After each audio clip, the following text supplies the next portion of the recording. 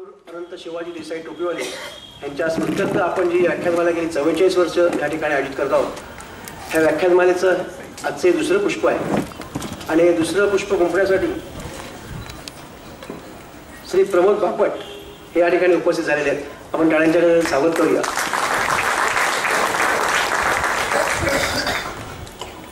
तरुण पिढीला वाव द्या असं सगळं म्हटलं जातं, म्हणून गेली 2 वर्ष आम्ही सतत आमची नवीन तरुण पिढी या ठिकाणी तयार करत आहोत. या तरुण पिढीचे आमचे एक खंदे कार्यकर्ते आदित्य सरनाईक यांना मी विनंती करतो की त्यांनी आपल्या आजच्या प्रमुख वक्त्यांबद्दल या ठिकाणी 2 शब्द बोलावे.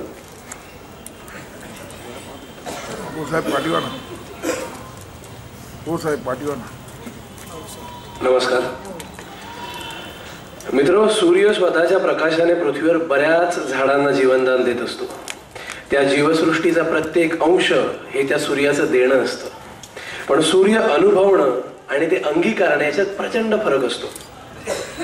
लोकमान्य बाळ गंगाधर टिळक हा एक असाच अचाट अभिव्यक्ती असणारा राष्ट्र सूर्य होता. भूत वर्तमान भविष्य याचा उघड डोळ्याने अभ्यास करणारा भारताच्या संस्कृतीचा आणि ऐतिहासिक कणाच होता. आशावाद हा तर त्यांचा स्थायीभाव होता आणि लोकमान्यांच्या अशा पर्वतमय कारकिर्दीचा आढावा देण्यासाठी आलेले आजचे आपले पाहुणे श्री प्रमोद वसंत बापट. मी प्रफुल्ल खानोलकर यांना विनंती करतो की त्यांनी पुष्पगुच्छ आणि मानचिन्ह देऊन त्यांचं स्वागत करायचं आहे.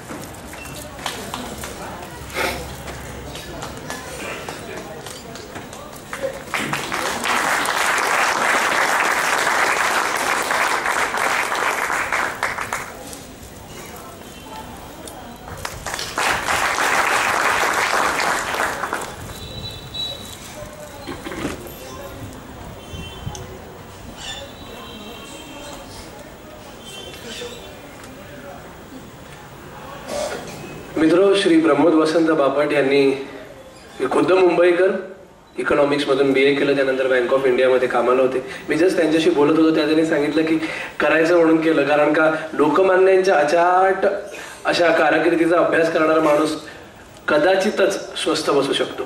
त्यांच्याबद्दल ऐकताना बोलताना मला असं लक्षात आलं की तो एक छोटासा सूर्याचा अंश यांच्यामध्ये देखील आहे. त्यांनी चित्रकला, इतिहास, संस्कृती अशा बऱ्याच विषयांमध्ये प्रावीण्य म्हणण्यापेक्षा अनुभवाचा एक छान मस्त ठेवा स्वतःकडे ठेवलेला आहे आणि तो आज आपल्यासमोर ते उलगडणार आहेत. खुद्द विद्याधर गोखल्यांबरोबर त्यांनी रंगशारदामध्ये जवळजवळ 8 ते 9 वर्ष काढली. असं म्हणू शकतो की ते स्वतःच्या गोटातलेच लोक होते. त्यानंतर डॉक्टर अशोक रानडे यांच्याकडे त्यांनी भाषा, कला, संगीत यासारख्या विषयांवर अगदी नीट अभ्यास केला. त्याचबरोबर ते NSSचे संघाचे अतिशय धडाडीचे कार्यकर्ते आहेत. म्हणायला गेलं तर 4ही सीमांवर काम करणारा असा आजचा एक अतिशय उत्कृष्ट असा वक्ता आपल्याला लाभलेला आहे. त्यांचं आपण जोरदार टाळ्याने स्वागत करायचं आहे आणि मी तुम्हाला विनंती करतो की कृपया तुम्ही आपले विचार मांडणार आहेत.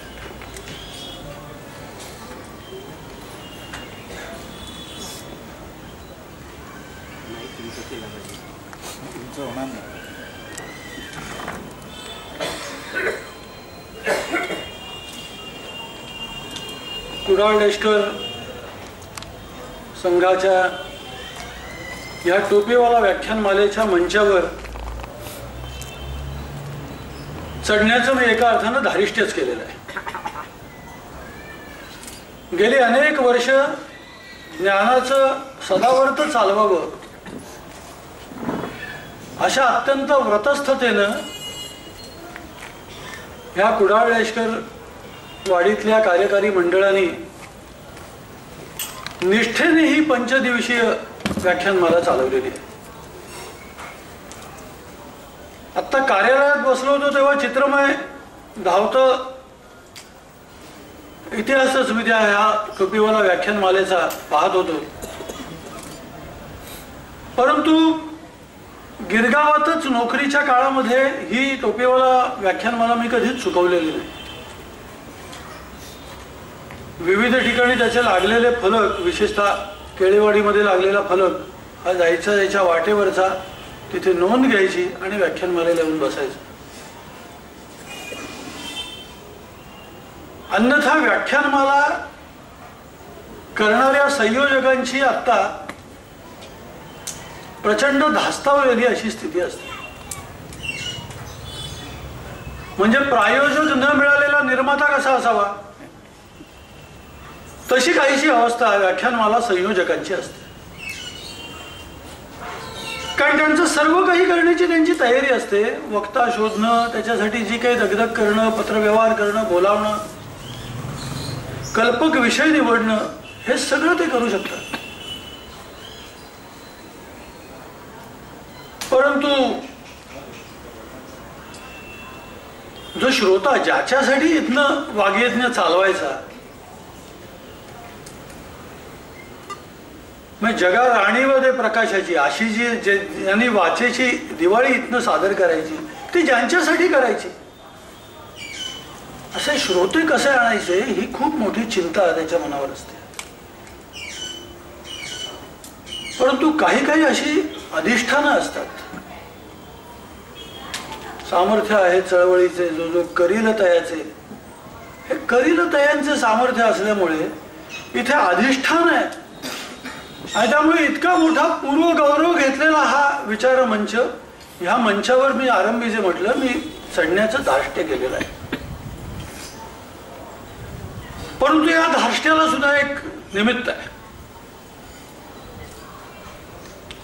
आज आपण आपला पूर्ण दिवस एक सुट्टीचा दिवस म्हणून साजरा केलाय. परंतु आपल्या सगळ्यांनाच माहिती आहे 26 जानेवारी गणतंत्र दिवस, प्रजासत्ताक दिन, या सगळ्याच शब्दांचे खरे अर्थ आम्हाला उलगडून कोणी सांगितलेच नाहीत. प्रजासत्ताक होणं म्हणजे काय, गणतंत्र होणं म्हणजे काय, माझा आणि माझ्या या भूमीचा, या राज्याचा, या व्यवस्थेचा नेमका संबंध विशद करणारे ह्या शब्दावली आहेत.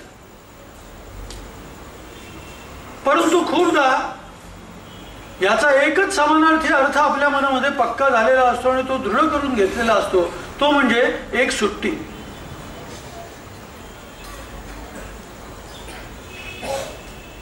परंतु एक स्वतंत्र देश,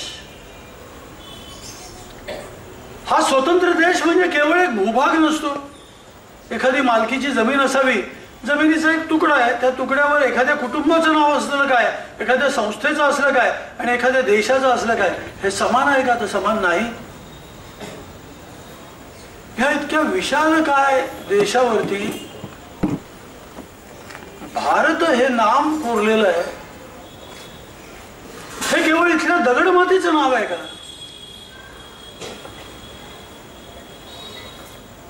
तर हे नाव एका खूप मोठ्या प्रदीर्घ अशा इतिहासाचं नाव आहे, परंपरेचं नाव आहे, त्यातल्या सातत्याचं नाव आहे.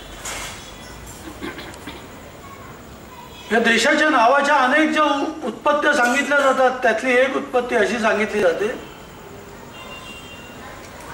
की याची ओळख त्याच्या पुत्रांवरून सांगितलेली आहे. भारत हा कोणाचा देश आहे? हा भरताचा देश आहे.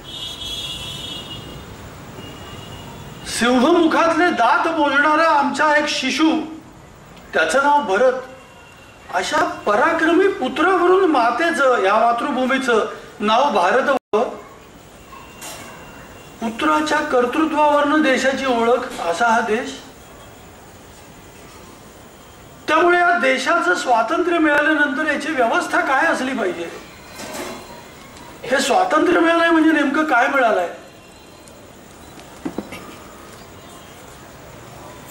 स्वातंत्र्य मिळाल्या आचार्य अत्र्यांनी जे अनेक व्यंगात्मक लेख लिहिले होते, त्यातला एक लेख होता की अहो आम्हाला स्वातंत्र्य मिळाले.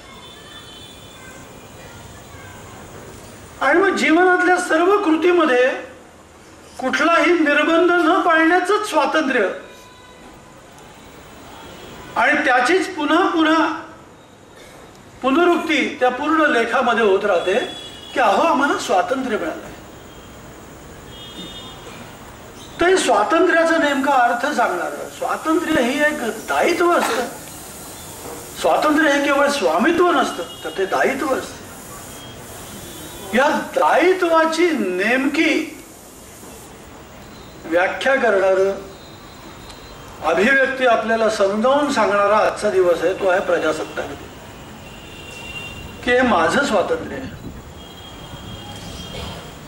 आणि स्वातंत्र्य कसलं आहे तर माझ्या मातृभूमीमध्ये मला वावरण्याचं स्वातंत्र्य आहे. जसं माझ्या मी घरात वावरतो तसं वावरण्याचं स्वातंत्र्य आहे. स्वाभाविकच त्याचं संरक्षण करण्याचं दायित्व माझ्याकडे आहे. त्याचा गौरव वाढवण्याचं दायित्व माझ्याकडे आहे. त्याच्या पूर्व गौरवाला कलंक लागणार नाही याची काळजी करण्याचं दायित्व माझ्याकडे आहे.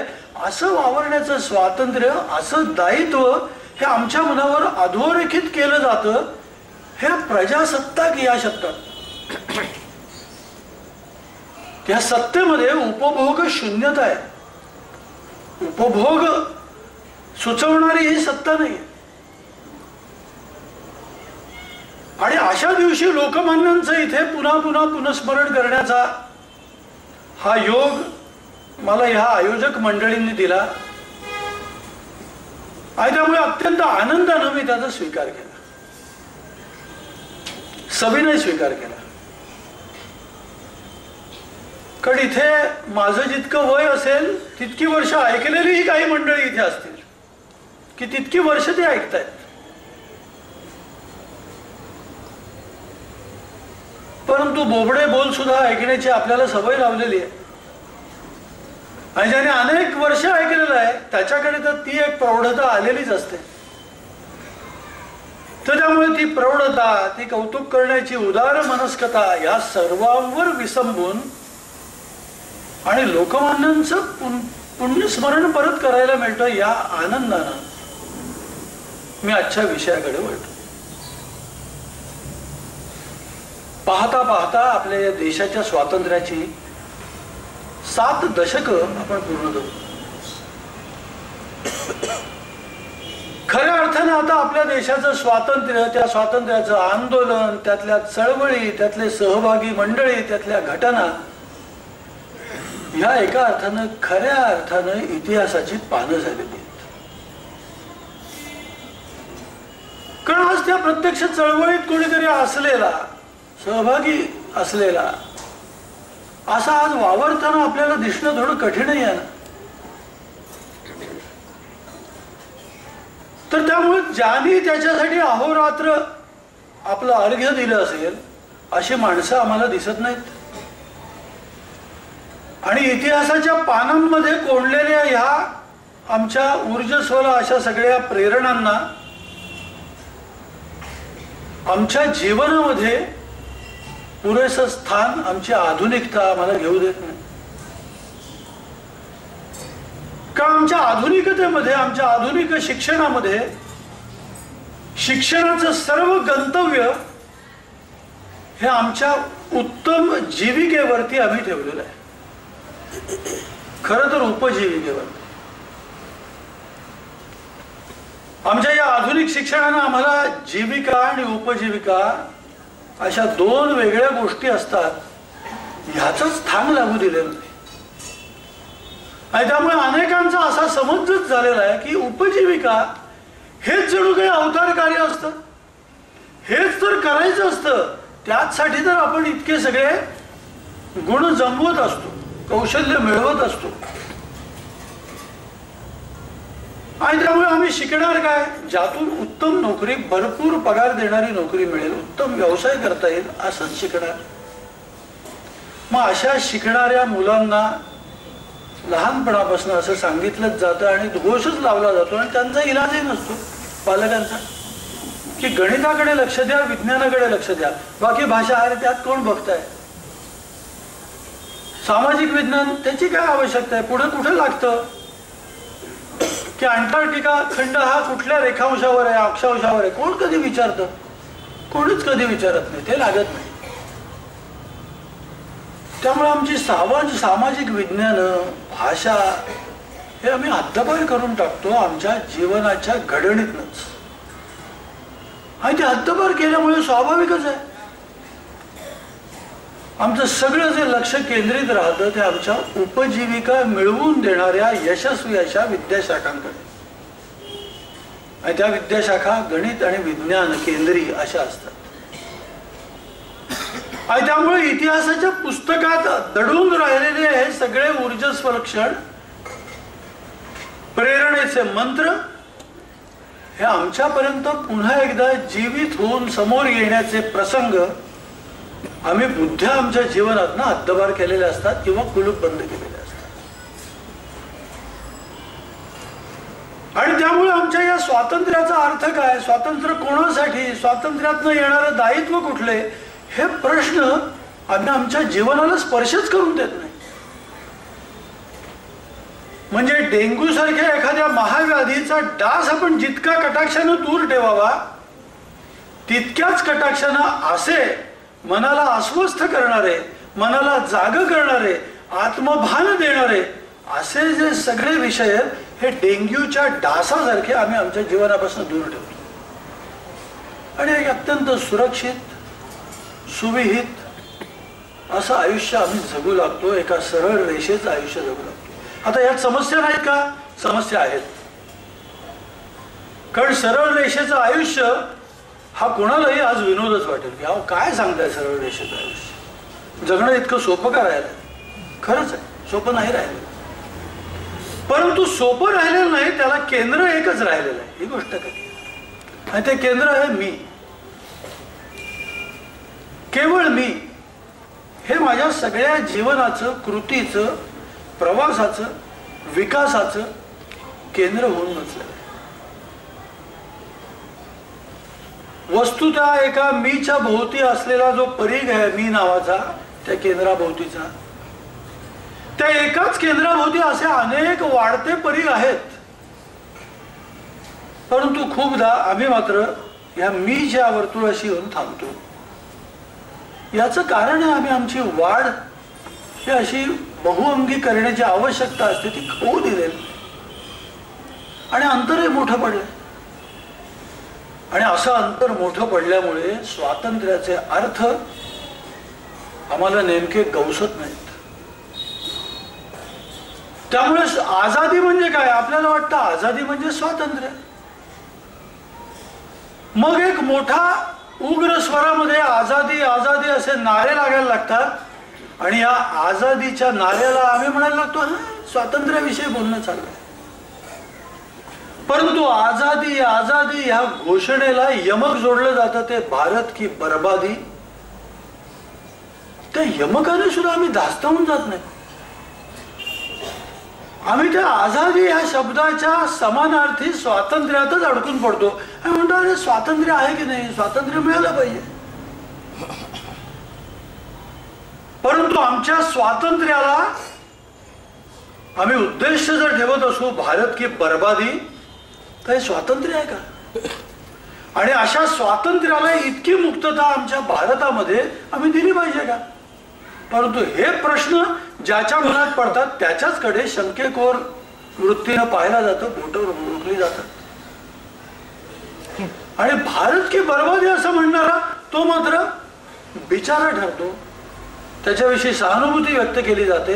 इथल्या सगळ्या यंत्रणा, बुद्धिमान मंडळी, विचारमंच, विद्यापीठ, न्यायालय सुद्धा,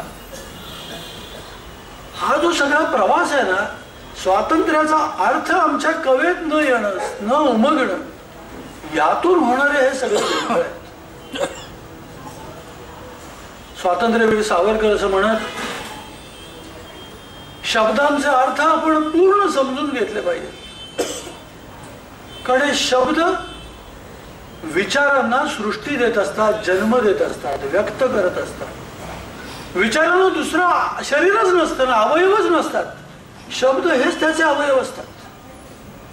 त्यामुळे शब्दाचा अर्थ जोवर आपल्याला नीट समजलेला नाही तोवर आपण त्याची मांडणी जर करत राहिलो तर तो विचार सुद्धा एका कुठल्या तरी अनाचाराकडे आपल्याला घेऊन जाऊ शकतो. विचार शब्द समजून घ्या.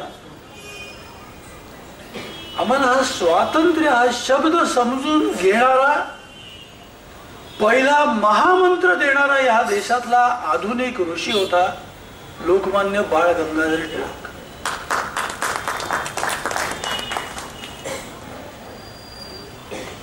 ज्याला सर्वप्रथम हे कळलं की हा सगळा जो लढा आहे आम्ही सगळे मिळून आहोत. आम्ही सगळे मिळून कोण आहोत? आम्ही सगळे मिळून एक व्यापक स्व आहोत. स्व या प्रत्येकाचा स्व आज एका वेगळ्या विशेष नामाने ओळखला जात असला तरी आमच्या सगळ्यांचा मिळून एक स्व आहे जो समान नामाने ओळखला जातो, ज्याला एक समान गुणधर्म आहे, ज्याला समान एक कुळशील आहे, कुल रीती आहे, परंपरा आहे, गौरव आहे, शत्रू मित्र आहेत. आणि ते जोपर्यंत आमचं जाग होत नाही तोपर्यंत इथल्या प्रत्येक आंदोलनाचा अर्थ राहणार आहे एक छोटी लढाई, तात्पुरती केलेली लढाई. त्याला एका पूर्ण व्यापक अशा एका साफल्याचं स्वरूप आमच्या या स्वच्या पुन्हा अवगत होणाऱ्या भानामध्ये आहे. आणि भान आम्हाला कसं मिळेल? मुळात आम्ही हे भान गमावलं कशामुळे? भारताच्या गौरवाविषयी जो जो व्यक्ती जितकं जितकं बोलतो त्याला असं होतं अब्द अब्द मनी येते, किती सांगू. पण हे सगळं ऐकताना माझ्याही अनेकदा मनात आलं आणि तुमच्याही असं येतच येतं किंवा इतकी गौरवशाली जर परंपरा भारताची आहे, इतके महापुरुष जर या भूमीमध्ये निर्माण होत आहेत एका मागोमाग एक, तर या भूमीची अशी अवनत अवस्था का? कशामुळे ही अवनती आली? पुन्हा पुन्हा पारतंत्र्याच्या वेळख्यामध्ये ही भूमी का गेली? जर इतके महापुरुष इथे जन्म घेत होते तर लोकमान्यांना सुद्धा समोर असलेल्या प्रश्नाचं उत्तर शोधायचं होतं. ते याच प्रश्नाचं उत्तर शोधायचं होतं आणि त्यांच्या समोर तर अवनतीचं ताजं ढळढळीत उदाहरण होतं. लोकमान्यांचा जन्म रत्नागिरीत, परंतु शिक्षणासाठी पुण्यामध्ये लोकमान्य आलेले आणि तीच पुढे कर्मभूमीत लोकमान्यांची झाले आणि आपल्या भारताच्या स्वातंत्र्य लढ्याची एका अर्थाने ती राजधानीच झालेली.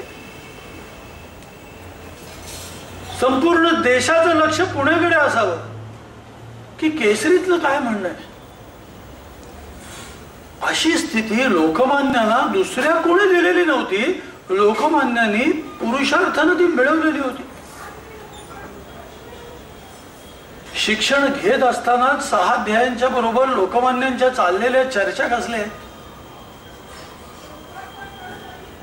खुन्या मुरलीधराच्या त्या देवळाच्या आवारामध्ये वासुदेव बळवंत फडके पुण्यातल्या तरुणांना एकत्र करतायत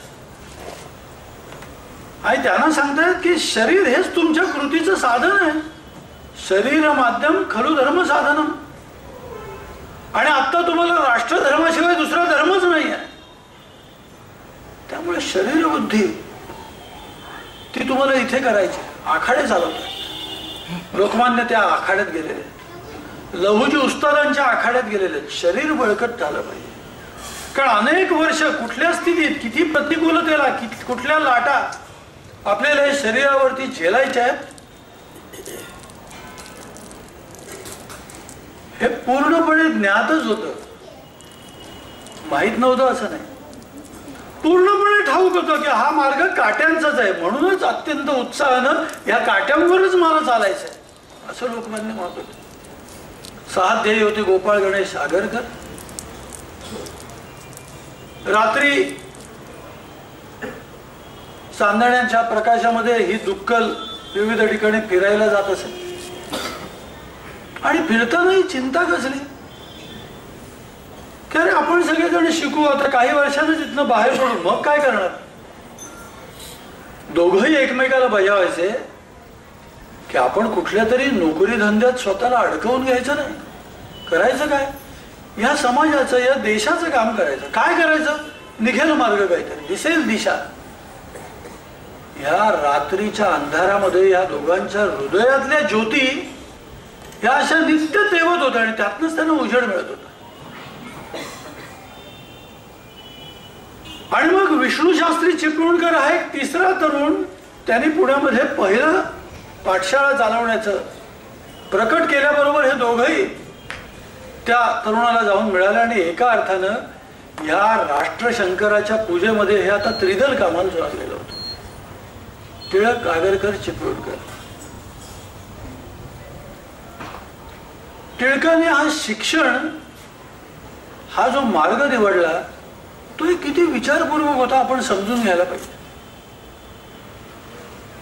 खूपदा असं वाटतं की तेव्हा काढण्यासारखं काय होतं, शिक्षण होतं म्हणून त्यांनी शाळा चालवायला घेतलेली असेल.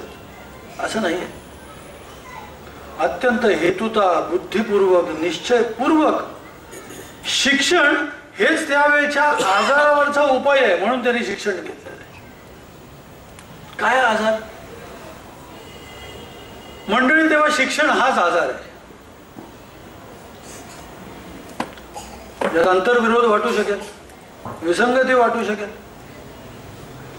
परंतु भारताच्या तत्पूर्वीच्या काही इतिहासातल्या एक 4 दशकांवर नजर टाकली तर आपल्या लक्षात येईल 1818 पर्यंत सातत्याने लढणारा हा हिंदुस्थान 1818 मध्ये शनिवार वाड्यावरचं निशाण खाली आलं आणि एका अर्थाने ईस्ट इंडिया कंपनीचा अंकित झाला. अंकित झाला पण छात्रदेश मावळलेलं नव्हतं. त्यामुळे पुन्हा एकदा देशव्यापी आंदोलन झालं, युद्ध झालं. ते होतं भारताचं पहिलं स्वातंत्र्य समर 1857चं. या स्वातंत्र्य समरात 2-3 वर्ष ब्रिटिशांना म्हणण्यापेक्षा तेव्हाच्या ईस्ट इंडिया कंपनीच्या सैनिकांना पलटा भुई केलेल्या या सगळ्या भारतीय सैन्याला पुढे मात्र आधुनिक हत्यारांच्या समोर नांगी टाकावी लागली. आणि एका अर्थानं 1858 पासून खऱ्या अर्थानं भारत हा परतंत्र झाला. तोपर्यंत भारताचं काय होतं, तोपर्यंत भारत परतंत्र नव्हता. भारतावर कुठल्याही परकीय राष्ट्राचं राज्य नव्हतं. राज्य होतं ते एका ईस्ट इंडिया कंपनी नावाच्या व्यापाऱ्यांचं राज्य होतं. 1858 मध्ये खऱ्या अर्थानं भारत परतंत्र झाला. एका दुसऱ्या राष्ट्राची दासता या राष्ट्राला भोगायला लागली. इतका मोठा विशालकाय हा देश आणि आता ब्रिटिशांसारखा एक शासक जो अत्यंत चतुर आहे, त्याच्याशिवाय का ब्रिटिशांना तो गौरव मिळालेला नव्हता की ज्याच्या साम्राज्यावरचा सूर्यच मावळत नाही. सर्वत्र मुलुखगिरी करून त्यांनी जगभर आपलं साम्राज्य पसरवलेलं होतं. त्या पसरवण्यामध्ये त्यांच्या युद्धशास्त्रापेक्षा सुद्धा त्यांच्या नीतीचा खूप मोठा वाटा होता. आणि नीती काय होती, आपल्याला अत्यंत नवल वाटेल की कुठलंही शत्रू राष्ट्र आपल्या अंकित राष्ट्राचं असं वागतं का. 1858 मध्ये इथे युद्ध होतं, युद्ध जिंकते राणी, आणि त्याच वर्षी इथे विद्यापीठ स्थापन होतात. त्या विद्यापीठाला या ब्रिटिशांचा हातभार मिळतो. शिक्षणासाठी तिकडून अध्यापक आयात केले जातात, त्यांना धनपुरवठा केला जातो. जिंकलेल्या राष्ट्राकडनं तर केवळ लूटच करायची असते. असं असताना ब्रिटिश हे का करत होते. अनेक जणांना असं वाटतं आणि अनेकांचे असे निष्कर्षही निघाले की अहो, भारत हा अत्यंत मागासलेला, मागे पडलेला असा देश झालेला असल्यामुळे प्रत्यक्ष ईश्वरानेच ही योजना केली. हे कोणी सामान्य माणसाचे उद्गार किंवा लेखन नाही आहे. ज्यांना आपण ह्या समाजाची विलक्षण तळमळ होती, या समाजाचा उद्धार व्हावा याच्यासाठी जे अहर्निश झटत होते, अशा ज्यांचा लौकिक आपण आजही ऐकतो, अशा लोकहितवाद्यांची ही मीमांसा आहे की अशा मागे पडलेल्या अंधारात चाचपजणाऱ्या भारतावर ही ईश्वराची कृपा आहे, म्हणजे ब्रिटिशांचं शासन आहे.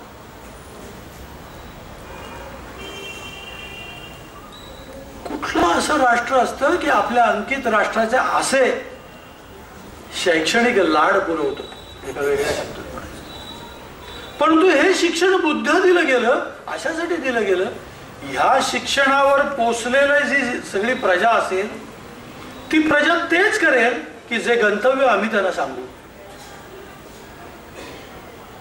त्यांना आम्ही तशाच प्रकारच्या सामाजिक शास्त्रांचा आणि अध्ययनाचा आणि इतिहासाच्या मीमांसेचा दीप त्यांच्या हातात ठेवू की ज्यामुळे ते आपल्या इतिहासाची, संस्कृतीची, परंपराची केवळ हीनता या शब्दामध्ये मीमांसा करतील. की आमच्या देशामध्ये एक अंधार युग होतं, हीनत्व होतं. त्यामुळे जे जे आमचं आहे ते सगळं हीन आहे आणि जे जे ब्रिटिशांचं आहे ते उत्तम आहे असं म्हणणारा एक नवशिक्षित समाज या भारतामध्ये त्यानंतरच्या साठोत्तरी काळामध्ये 1860 नंतरच्या काळामध्ये तयार झाला.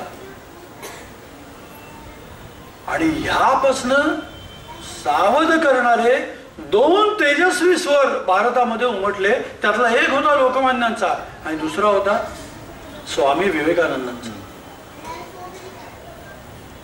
जे महाराष्ट्रात होतं तसंच बंगालमध्ये होतं. कलकत्त्यामध्ये प्राचीन विद्यापीठ होतं, विद्यासंस्था होत्या. त्यातनं नवनिर्मिती झालेली होती जी तरुणांची, नवशिक्षितांची. त्यांनी एक संस्था जीवनही सुरू केलेलं होतं आणि त्या सगळ्या संस्था जीवनाचं एका अर्थानं घोषवाक्यच हे होतं की आपलं जे जे आहे ते त्याज्य आहे. हीनत्व वाटत राहिलेलं. त्यामुळे धर्म टाका, धर्म नको, धर्माचार नको. धर्माचार म्हणजे वेळाचार, परंपरा म्हणजे मागासलेपण, संस्कृती म्हणजे जीर्ण झालेलं वस्त्र, संस्कृती म्हणजे काहीतरी जुनाट, परंपरा म्हणजे काहीतरी जुनेर, आधुनिकता म्हणजे ब्रिटिश शिक्षण. अशी दृढमूल जाणीव या नव्या शिक्षकांनी केल्यामुळेच विवेकानंदांना बंगालमध्ये त्या सगळ्या समाजाला जाग करण्यासाठी देश परिक्रमा करावी लागली. उत्तम आधुनिक शिक्षण विवेकानंदांनी घेतलं होतं, लोकमान्यांनी घेतलं होतं. लोकमान्यांचा जन्म 1856 मधला, विवेकानंदांचा 1863 मधला. 7 वर्षाचं दोघांमधलं अंतर. परंतु पुढची कृती राष्ट्राचे एका अर्थानं प्रहरी अशी भूमिका या दोघांनी. एक होता पूर्व तटावर कर्मभूमी असलेला, दुसरा पश्चिम तटावर. हे 2 जागले आमच्या या सगळ्या भारतवर्षाला जाग करत होते. म्हणून मी म्हटलं की लोकमान्यांनी राष्ट्रीय शिक्षण हा आपल्या तरुण वयातच वसा घेतला. तो आत्ता उपलब्ध हे आहे म्हणून ते केलं असा नव्हता, बुद्धिपूर्वक घेतलेला होता. कारण ते म्हणत राष्ट्रीय शिक्षण, राष्ट्रीय शिक्षण. लोक म्हणायचे अरे राष्ट्रीय शिक्षण म्हणजे काय? लोकमान्य असं म्हणायचे राष्ट्रीय शिक्षण म्हणजे मी कोण आहे, मी कशासाठी आहे, माझे हे सगळे कोण आहेत आणि आम्ही सगळ्यांनी इथे काय करायला हवं हे सांगणारं शिक्षण म्हणजे राष्ट्रीय शिक्षण. आता ही व्याख्या आपण आपल्या शिक्षणाला लावून बघा. रूढ शिक्षणात याचं शिक्षण मिळतं का? रूढ शिक्षणात याचं शिक्षण दिलं जात नाही. आणि तेव्हा तर ब्रिटिशांनी ते हेतुतः दिलं नाही. त्यामुळे एका मागून एक शिष्यवृत्त्या घेऊन पाश्चात्य विद्वान इथे येत राहिले. त्यांनी अपरिमित कष्ट केले. म्हणजे त्यांच्या कष्टाला माझं नमन आहे. म्हणजे दूर देशातनं तो विल्यम जोन्स ह्या भारतात येतो काय आणि 6-6, 7-7 संस्कृत पंडितांकडनं संस्कृत भाषेची दीक्षा घेतो काय. मुलापासून संस्कृत शिक्षण घेतो, व्याकरणावर स्वामित्व मिळवतो, पकड मिळवतो आणि इथल्या प्राचीन संस्कृत ग्रंथांची भाषांतर करतो. महत् कार्य आहे. परंतु या महत् कार्याला गंतव्य कसलं आहे, हे सगळं का करायचं हे ठरलेलं आहे. हे सगळे ह्याचसाठी करायचं की ह्यातनं तुम्ही हे सांगायचा प्रयत्न केला पाहिजे की असा सगळा गौरव तुमचा होता नव्हता असं नाही, पण तो सुद्धा परपोषित होता. भारतामध्ये हे सगळे ज्ञानाची गंगा घेऊन येणारे आर्य हे भारताबाहेरून आले. अशा प्रकारचा एक सिद्धांत इथे मांडला गेला. तो सिद्धांत नाहीच आहे, ती एक लोणकडी थाप आहे. कारण आर्य नावाचा कुठला वंशच नाही की हा आर्य वंश आहे आणि हा अनार्य वंश आहे असं दाखवताच येत नाही.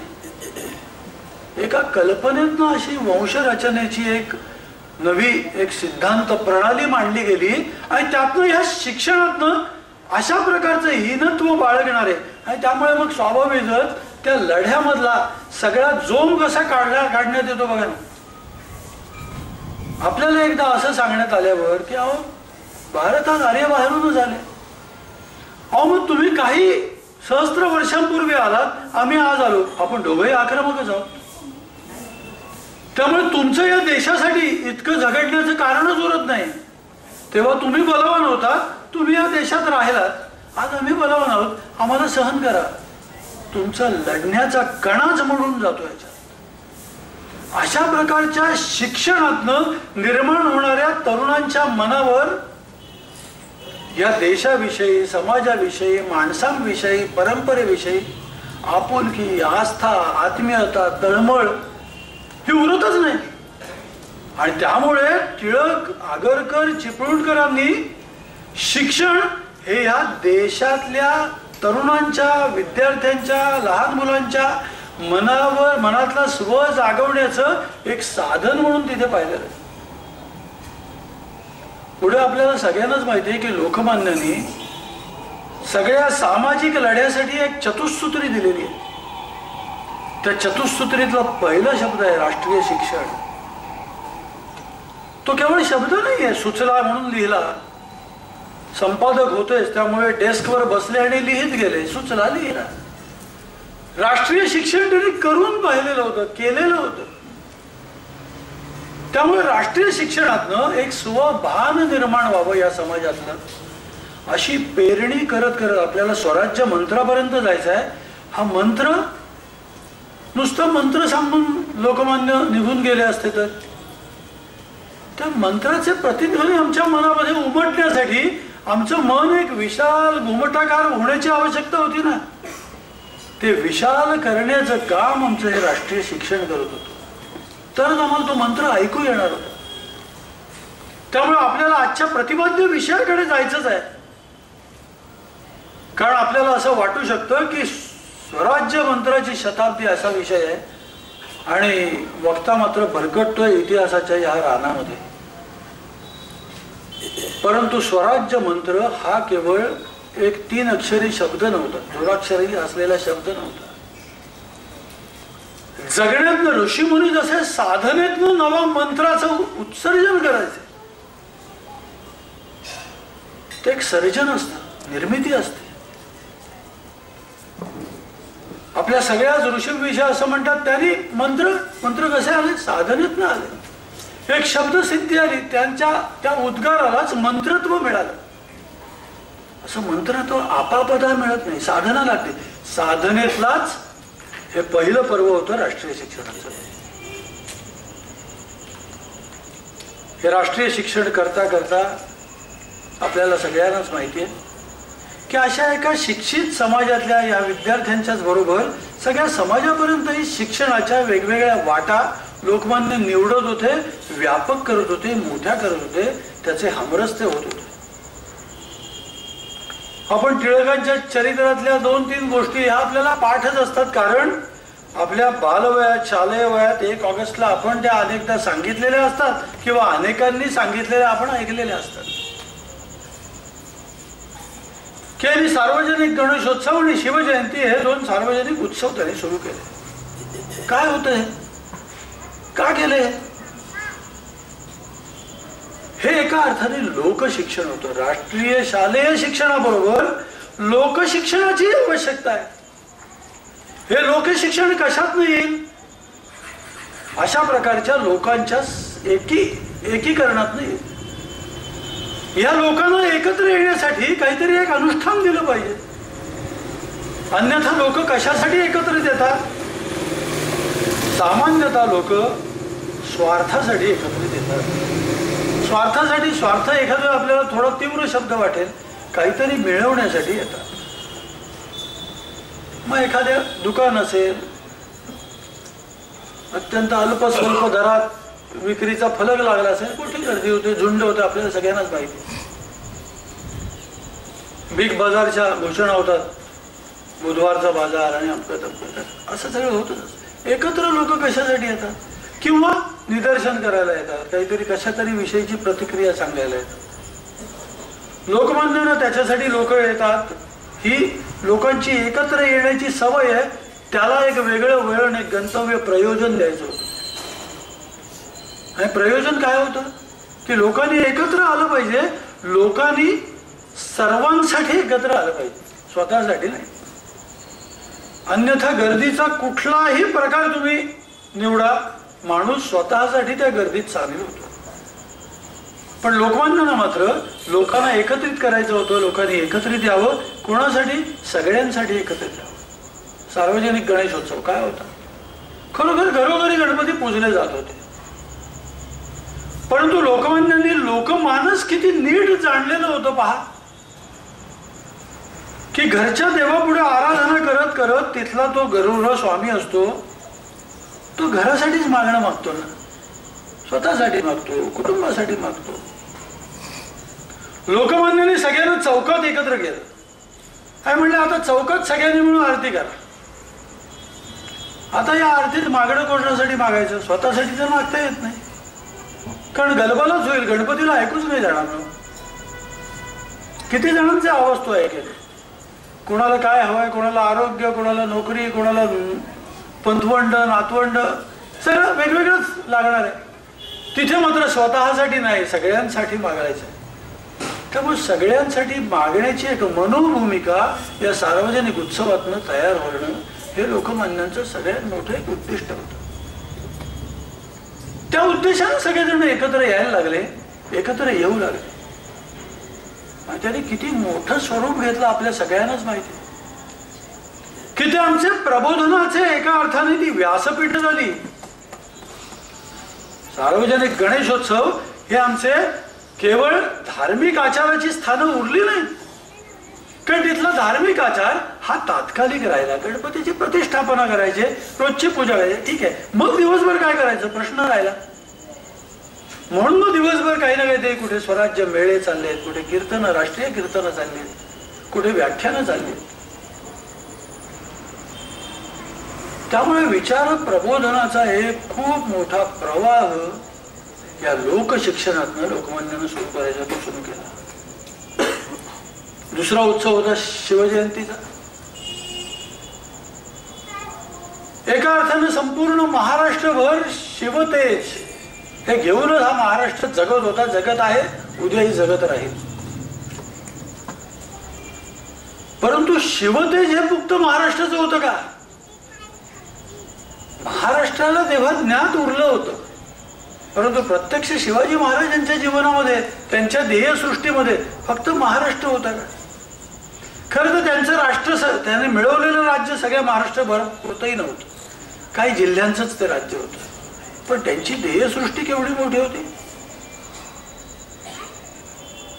मिर्झा राजा जयसिंग त्यांना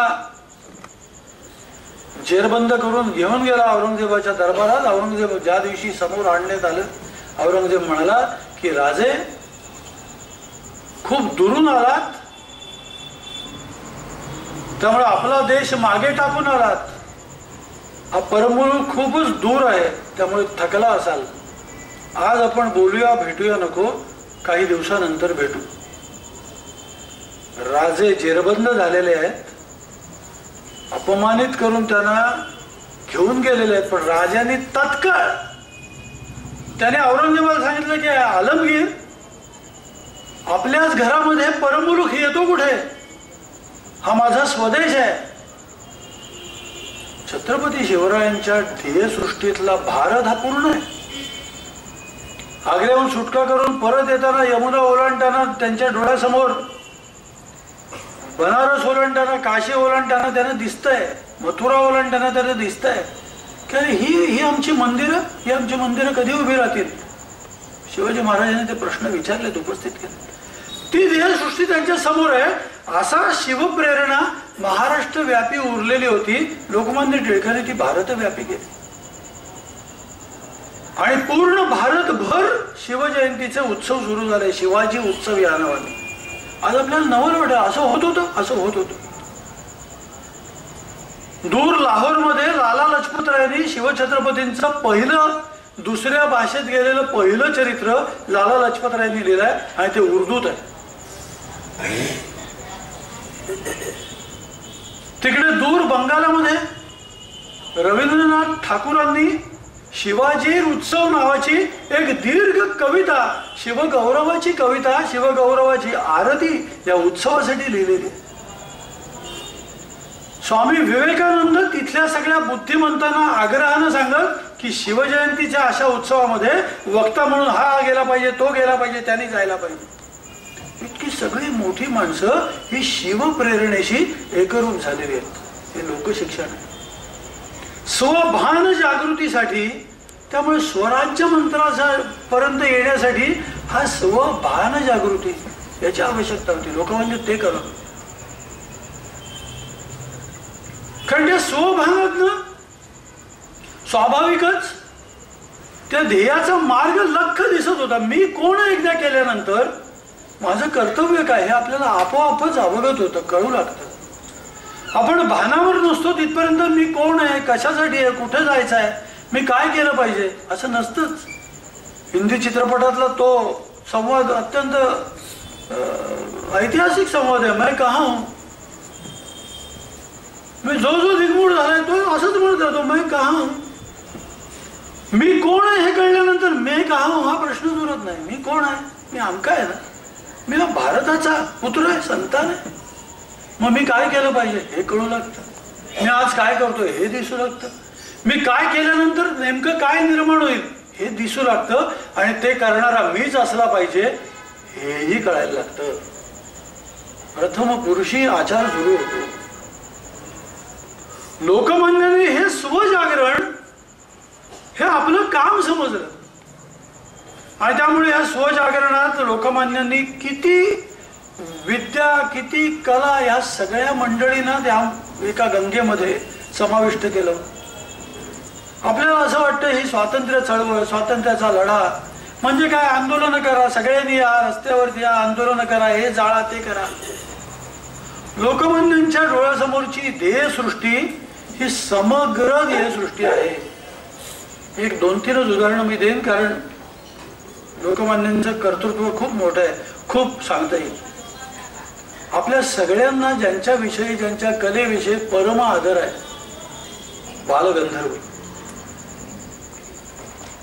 या बालगंधर्वांच्या गळ्यातला ते अलौकिक संगीत लोकमान्यांना समजलं, दिसलं, कळलं. बालगंधर्व ही पदवी त्यांनी दिली, इथपर्यंत आपण थांबतो. पण पुढे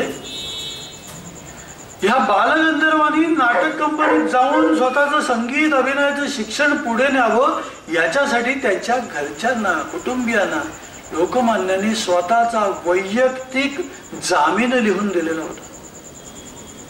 हे राष्ट्रकार्य कोणाला वाटेल की अरे हे राष्ट्रकार्यात कुठे येतं? चळवळ करावी, आंदोलन करावं, हे जाळावं, ते पाडावं, भाषणं करावी, जेलमध्ये जावं, पण गायन करावं, अभिनय करावा हे लोकमान्य सांगतायत. लोकमान्य हे सांगतायत कारण या स्वमध्ये इतका सगळा विशाल पट आहे, जो विविध कलांनी, विविध शास्त्रांनी तो परिपूर्ण केलेला आहे. आमच्या एका स्वतंत्र या भारताला जो कधी जेव्हा स्वतंत्र होईल तेव्हा शिल्पही हवं आहे, संगीतही हवं आहे, नाट्यही हवं आहे, गाणंही हवं आहे, लेखनही हवं आहे, शास्त्र विज्ञानही हवं आहे.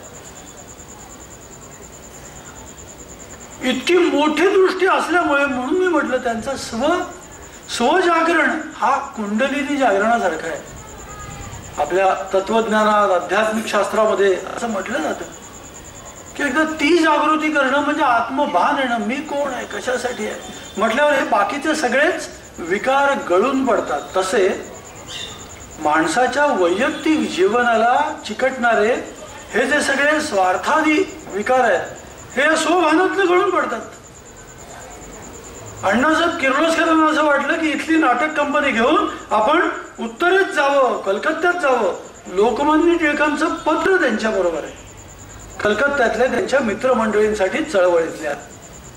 लोकमान्य त्यात लिहितात, अण्णासाहेब किर्लोस्करांची ही नाटक कंपनी ही अत्यंत मोठं राष्ट्रीय महत्वाचं काम करते आहे आणि ह्या कंपनीचं ज्या ज्या काही गरजा असतील, अडचणी असतील त्यातनं तुम्ही मार्ग काढायला सहाय्य करा, हे समजून करा की ही कंपनी माझी कंपनी आहे.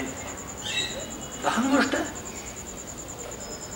लोकमान्यांची म्हणून मी म्हटलं की स्व किती मोठा असला पाहिजे, स्व इतका मोठा असला पाहिजे. अनेकदा आपण आजही आपल्या घरातल्या पाल्याला, आपल्या लहान भावाला, मुलाला, नातवंडालाही सांगतो, अरे हे करू नकोस, ते जाऊ नकोस. का?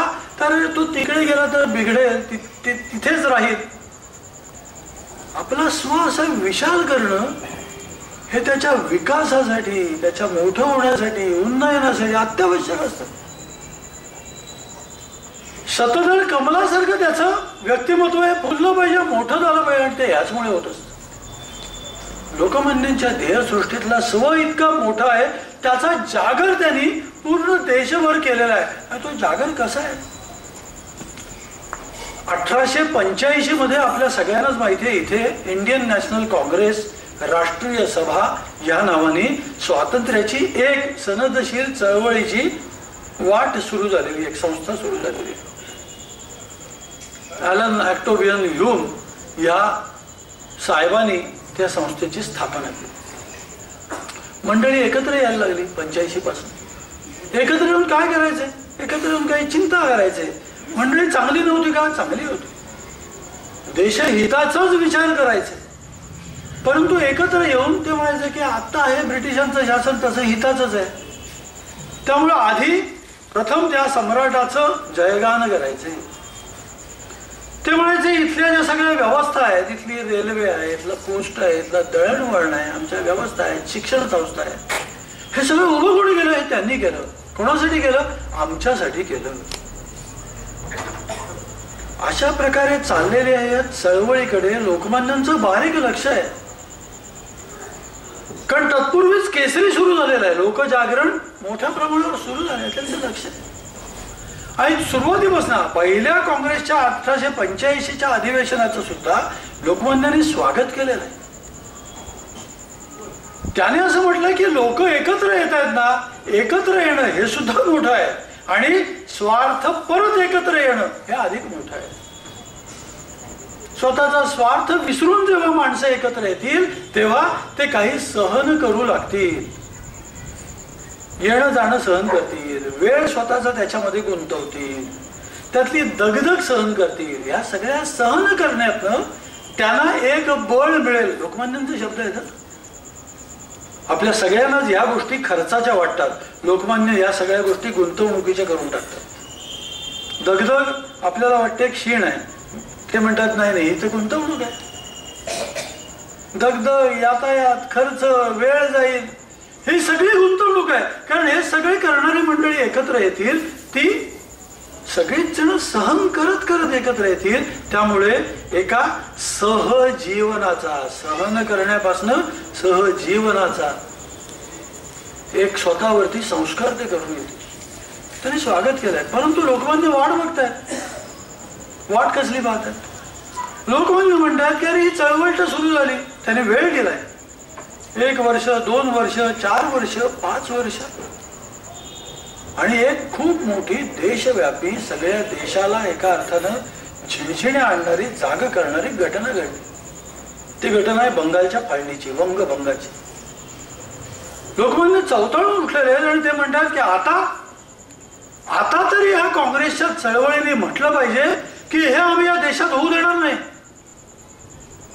आमची एकमात्र मागणी असली पाहिजे आणि ती आहे स्वातंत्र्य, दुसरं काही नाही. परंतु ह्या इंडियन नॅशनल काँग्रेसने ते नाकारलेलं आहे. इंडियन नॅशनल काँग्रेसने म्हटलं अरे नको, सरकारचा रोष होईल. 1906च्या अधिवेशनामध्ये कलकत्त्याच्या लोकमान्यांनी अत्यंत हट्टानं आणि तिथल्या नागरिकांनी हट्टानं लोकमान्यांचं नाव पुढे केलेलं आहे की लोकमान्यच त्याचे अध्यक्ष झाले पाहिजे. कारण या वंगभंग 1905 मध्ये झालाय आणि सगळ्या ह्या बंगालला वाटलेलं आहे की आपली जखम आहे, परंतु लोकमान्याने ती भारताची जखम केली. एकराष्ट्रीयत्व काय असतं हे असतं. नाहीतर आम्ही बातमी वाचायची काश्मीरमध्ये असं या खोऱ्यामध्ये चाललेलं आहे आणि आम्ही आमच्या जीवनावरती एक छोटासा तरंग, छोटीशी चुणी सुद्धा येऊ न देणं. हे एकराष्ट्रीयत्व नाही. आम्ही त्याच्यासाठी व्यतीत होणं. की अरे असं होतंय काश्मीरात, असं नाही होतं का, असं होतंय पूर्वांचलात, असं नाही होतं का, मग मी इथे सुरक्षित आहे याचं कारण तिथे कोणीतरी हे सगळं झेलतंय, सोसतंय, भार घेत आहे. लोकमान्याने या बंगालच्या फाळणीला पूर्ण देशाला जोडलाय, पूर्ण देशाला. एक राष्ट्रीयत्वाचा एक मोठा ऊर्जस्वर असा उद्गार इथे जन्माला आलेला आहे. लोक जागरणातून निर्माण झालाय. राष्ट्रीय शिक्षण का, सामाजिक उत्सव का, केसरी का, हे आपल्या लक्षात येईल. यातनं हे झालेलं जागरण आहे. आणि या जागरणातनं या बंगालची फाळणी बंगालची नाही, भारताची फाळणी आहे असा तो ज्वार उठलेला आहे. त्यामुळे 1906 मधल्या अधिवेशनात लोकमान्यांनी अध्यक्षपद घेतलं पाहिजे असं त्या तिथल्या मंडळींना वाटू लागलं. परंतु ह्या सगळ्या इंडियन नॅशनल काँग्रेसचे तिथपर्यंत जे धुरीण आहेत, मध्ये गोपाळकृष्ण गोखले आहेत, फिरोजशाह मेहता आहेत, अशा अनेक मंडळी, नेमस्त असं त्यांना म्हटलं जातं, त्या सगळ्यांना त्या कल्पनेनं सुद्धा कंप सुटलेला आहे. कारण लोकांना नको, कारण ते ह्या मंचावरनं काय म्हणतील, आम्हाला स्वराज्य हवं, दुसरं काही नको असंच म्हणतील. सरकारचा रोष होईल. त्यांनी घाईघाईनं या काँग्रेसच्या अधिवेशनापूर्वीच एक ठराव मांडून टाकला की बंगालमधला रोष आहे ना, हा स्थानिक तात्कालिक असलेली एक ती प्रतिक्रिया आहे, राष्ट्रव्यापी पूर्ण देशाची असलेली तीव्र प्रतिक्रिया नाही. असं इंडियन नॅशनल काँग्रेसने एक ठराव आधीच अधिवेशनाच्या आधी करून टाकला. लोकमान्य संतप्त झाले. काय चाललंय? एका उभ्या राहिलेल्या चळवळीतला खूप वर्षांनी इथे निर्माण झालेलं एक राष्ट्रीयत्वाचा भाव हो तुम्ही एका झटक्यात, एका ठरावात तो तुम्ही कोडून काढताय, मोडून टाकताय. आणि एक उभी फूट या सगळ्या चळवळीत पडणार, ती पडू नये याच्यासाठी लोकमान्य प्रयत्न करत आहेत. नेमस्थांच्या समोर प्रश्नच आहेत की आता काय करायचं. अशी जर फूट पडली तर निश्चितपणे लोकमान्यांच्या मागे समाज जाणार आहे. कारण रवींद्रनाथ ठाकूर तिथे उठलेले आहेत आता बंगालमध्ये. त्यातनंच वंदे मातरमचा जन्म झालेला आहे. मी लिहून आधी झालेला आहे, पण वंदे मातरमला मंत्रत्व आलेलं आहे ते या बंगभंगाच्या चळवळीत आलेलं आहे. तर त्यामुळे अशी राष्ट्र जागरणाचं हे काम सुरू आहे. नेमस्थानच्या पोटामध्ये धडकी आहे आणि नेमस्थानी त्याच्यावरचा एक मार्ग काढलाय की चळवळ एकसंध राहील आणि टिळक बाजूला होतील. काय केलं? नेमस्थानी दूर लंडन मध्ये अनेक वर्ष जाऊन राहिलेले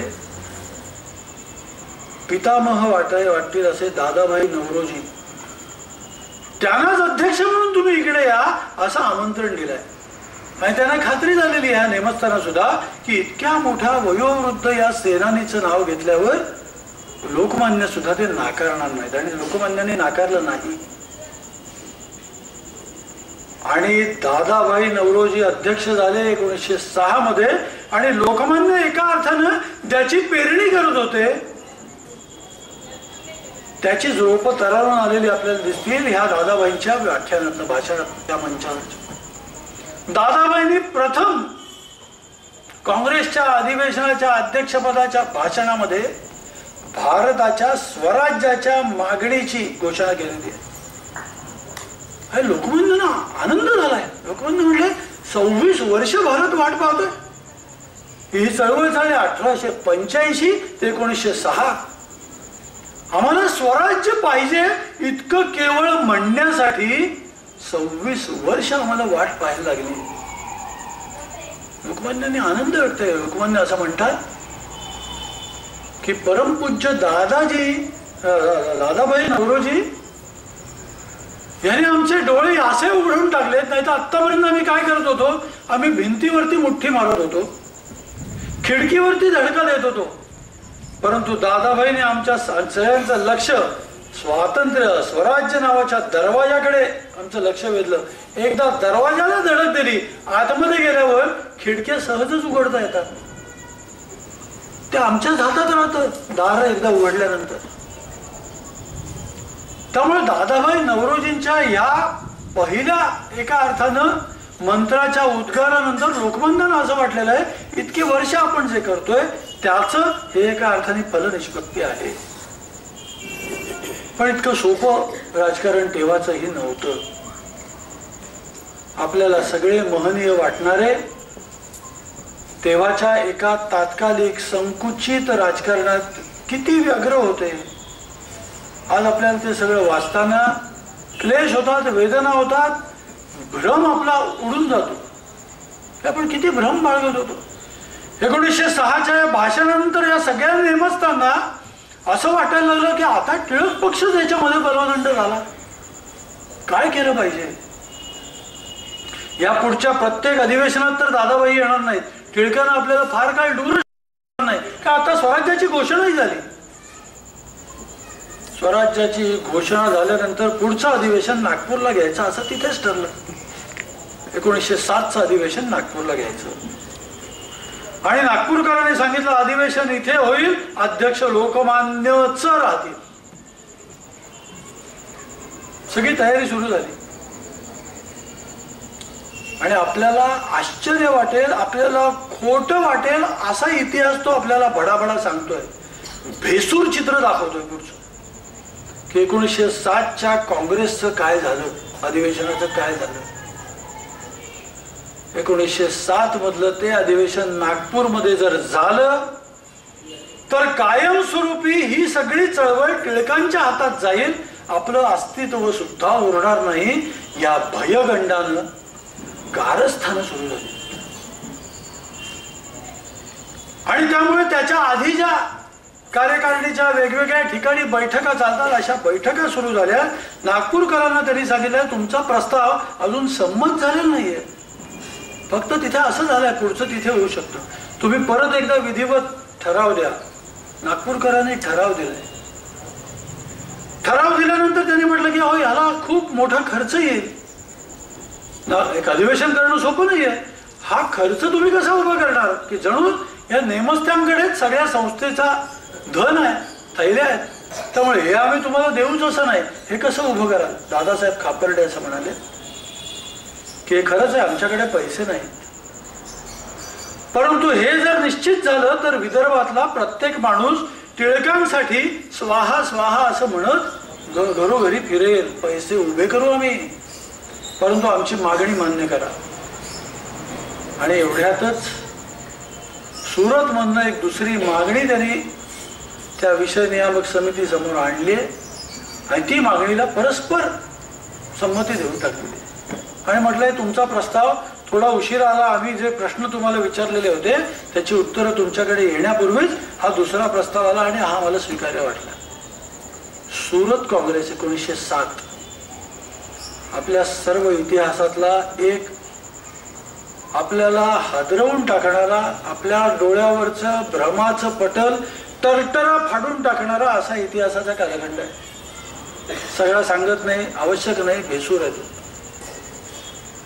या काँग्रेसमध्ये अध्यक्ष कोणी व्हावं परत प्रश्न आला. लोकांनी म्हटलं टिळक व्हावे.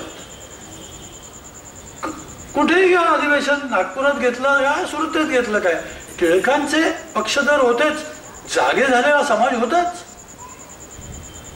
खूप मोठी राजकारण करून टिळकांना दूर ठेवून, अंधारात ठेवून, बाहेर बसवून, अवमानना करून रासबिहारी घोषांचं नाव, एक नेमस्थ नेते, रासबिहारी बसू नये, ते उग्र नेते होते. त्यांनी जपानमध्ये भारताच्या क्रांतीचा आरंभ केला, जो पुढे सगळ्या नेताजी सुभाषांच्या आझाद हिंद सेनेच्या कामी आला. रासबिहारींचं नाव नेमस्थ नेता होता, रासबिहारी अध्यक्ष. टिळक म्हणाले मला बाकी काही नाही, या मंचावर तर येऊ द्या. मंचावर ते येऊ नयेत म्हणून काठ्या घेऊन आरक्षण केलेली संघटनांची दलं ठेवली होती की टिळक जाऊ लागले तर काठीने त्यांना अडवा बडवा. आज आपल्याला हे ऐकायला वाटेल हे खोटं आहे, पण हे खोटं नाही मित्र, हे खरं आहे. परंतु टिळक हे योद्धा होते. त्यांनी त्यांच्या वर्तमानपत्राचं नाव सुद्धा केसरी, मिळमिळीत ठेवलं नव्हतं, काय केसरी सिंह. त्यामुळे ते तशा अवस्थेत धिटाईने वरती गेले आणि ते म्हणले मला माझ्या प्रतिनिधी बंधूंशी बोलायचं. अध्यक्ष ते असू देत, एका सत्रात मला फक्त माझ्या प्रतिनिधी बंधूंशी बोललं पाहिजे. ते बोलायला उभे राहिले आणि मात्र हलकल्लोळच झाला. लोक फेकाफेकी सुरू केली, जोडे फेकायला लागले आणि नेमस्ताना एका अर्थानं पलटा जुई जोडी झाली आणि मग ती सभाच झाली नाही. ते सगळं मोडलं अधिवेशन मंडपाला आग लावण्याचाही प्रयत्न झाला. आपल्याला पुढे स्वयंवर नाटक आपण पाहिलेलं असेल, कधी पाहिलेलं. काकासाहेब खाडीलकरांचं ते स्वयंवर नाटक ना पुन्हा एकदा या दृष्टिकोन, या लोलकातनं वाचा किंवा पाहिला योग आला तर पहा की 1907चं अधिवेशन, काकासाहेब खाडीलकरांनी त्या अधिवेशनावरती लिहिलेलं ते नाटक आहे.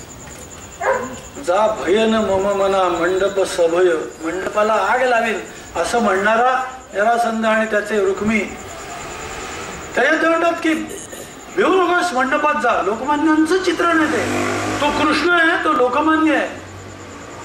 तो कृष्ण इतरांसारखा नाही, काकासाहेब खाडीलकरांचा स्वयंवरातला. तो म्हणतो मी वीरमुष्टी असं म्हणतो. तो वीर कृष्ण आहे. त्याच्या नांदीतही धीर वीर पुरुष पदा दमन असो, असं काकासाहेबांनी नांदी दिले. थोडं विषयांतर वाटेल, परंतु त्या ह्या सगळ्या विषयाशी निगडित आहे म्हणून सांगतो. कला का वाढल्या पाहिजेत? कला राष्ट्रीय आशय असा पोचवत असतात. कलानी पोचवला तो आशय. 7च्या अधिवेशनात पूर्णतः टिळकांचा वर्चस्व राहिला, पण त्यांना अध्यक्ष होऊ दिलं नाही, भाषण करू दिलं नाही. सुरतेत विविध ठिकाणी टिळकांची भाषणं झाली आणि मग टिळक प्रत्येक स्थानकावरती लोकांना भेटत परत आले. आता एक नवीन गोष्ट, टिळकांना यातून दूरच करायला पाहिजे. काय केलं पाहिजे? त्यामुळे बंगालच्या फाळणीवरती आलेल्या सगळ्या लेखांचं भांडवल करून टिळकांना 6 वर्षाच्या सक्त मजुरीवरती मंडालेला पाठवलं. हे शासनाने ठरवलं आणि 1908 मध्ये टिळक मंडालेला रवाना झाले. स्वाभाविक आहे, इंडियन नॅशनल काँग्रेस किंवा राष्ट्रीय सभेच्या मार्गातला टिळक नावाचा एक मोठा अडथळा वाटणारा राष्ट्रनायक हा आता 6 वर्ष ब्रिटिशांनीच दूर केलेला आहे. ब्रिटिशांनीच दूर केलं. लोकमान्यांचे काय शब्द आहे तो मंडालेच्या शिक्षा ऐकल्यानंतर. ते असं म्हणतात की परमेश्वराची इच्छा मी मुक्त राहण्यापेक्षा मी बद्ध राहूनच सेवा करावी अशी दिसते. त्यामुळे बद्ध राहूनही सेवा करता येते. हे परमेश्वराने दिलेलं दायित्व मला आता पूर्ण करण्याचं भाग्य मिळालेलं आहे. प्रतिकूलतेविषयी लोकमान्य हे म्हणतात, मधुमेहानं जर्जर झालेलं शरीर आहे, 52 वर्षाचं वय आहे. फार वय नाहीये, पण त्या काळात फारच आहे. मधुमेहावरती इलाज नाही, त्यामुळे जर्जर आहे. अशा स्थितीमध्ये मंडालेच्या रोगट हवामानाने त्याला पाठवलं. आता 6 वर्ष इथे स्वराज्य या शब्दाचं उच्चारण होणार नाही याचीच ब्रिटिशांनी घेतलेली ही काळजी आहे मित्र. ही काळजी आहे. कारण स्वराज्य मंत्राचं जागरण करणार कोण दुसरं? लोकमान्यांच्याच प्रेरणा घेत वंगभंगाच्या चळवळीत विदेशी वस्त्रांची होळी करणारा विनायक दामोदर सावरकर नावाचा विद्यार्थी शत्रूच्या मुलुखात इथल्या स्वातंत्र्याचा जाळ निर्माण करण्यासाठी ब्रिटनमध्ये गेलेला आहे. त्यामुळे ते इथे नाही आहेत, ते ब्रिटनमध्ये. आज स्वातंत्र्याचं हा जयगान करणारे कोण इथे? इथे कोणी नाही. अशा एका शून्य कालामध्ये हा देश पुढे चाललेला आहे. या मधल्या सगळ्या अधिवेशनामध्ये नेमस्थानी पुन्हा एकदा वर्चस्व आपला आणलेला आहे आणि त्यांनी काँग्रेस चळवळ ही अर्ज विनंत्यांची चळवळ करून ठेवलेली आहे.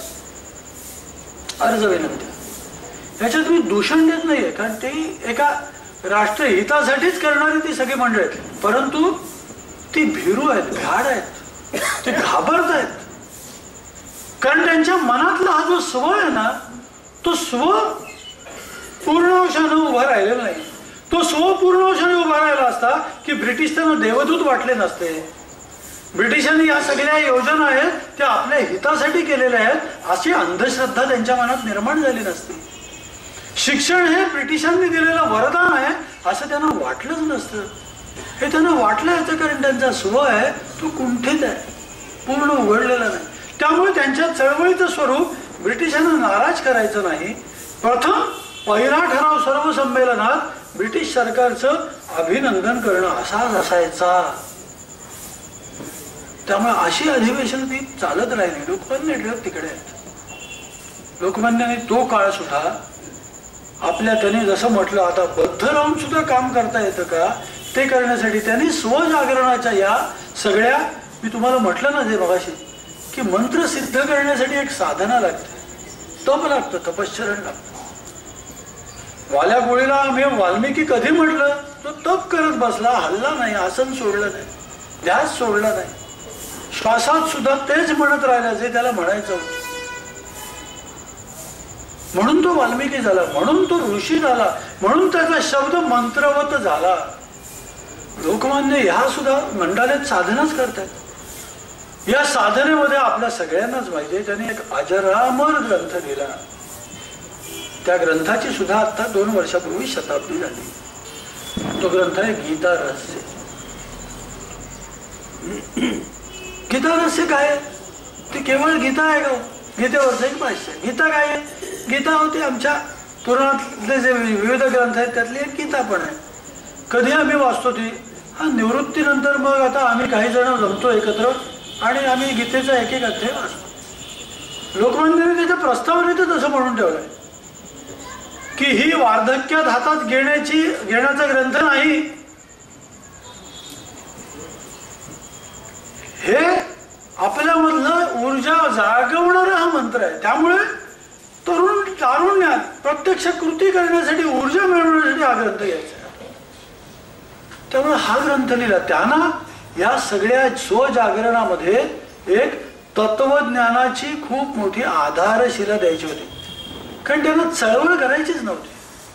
चळवळ ही तात्पुरती असते. भाववाढी विरुद्धची चळवळ कधी थांबते?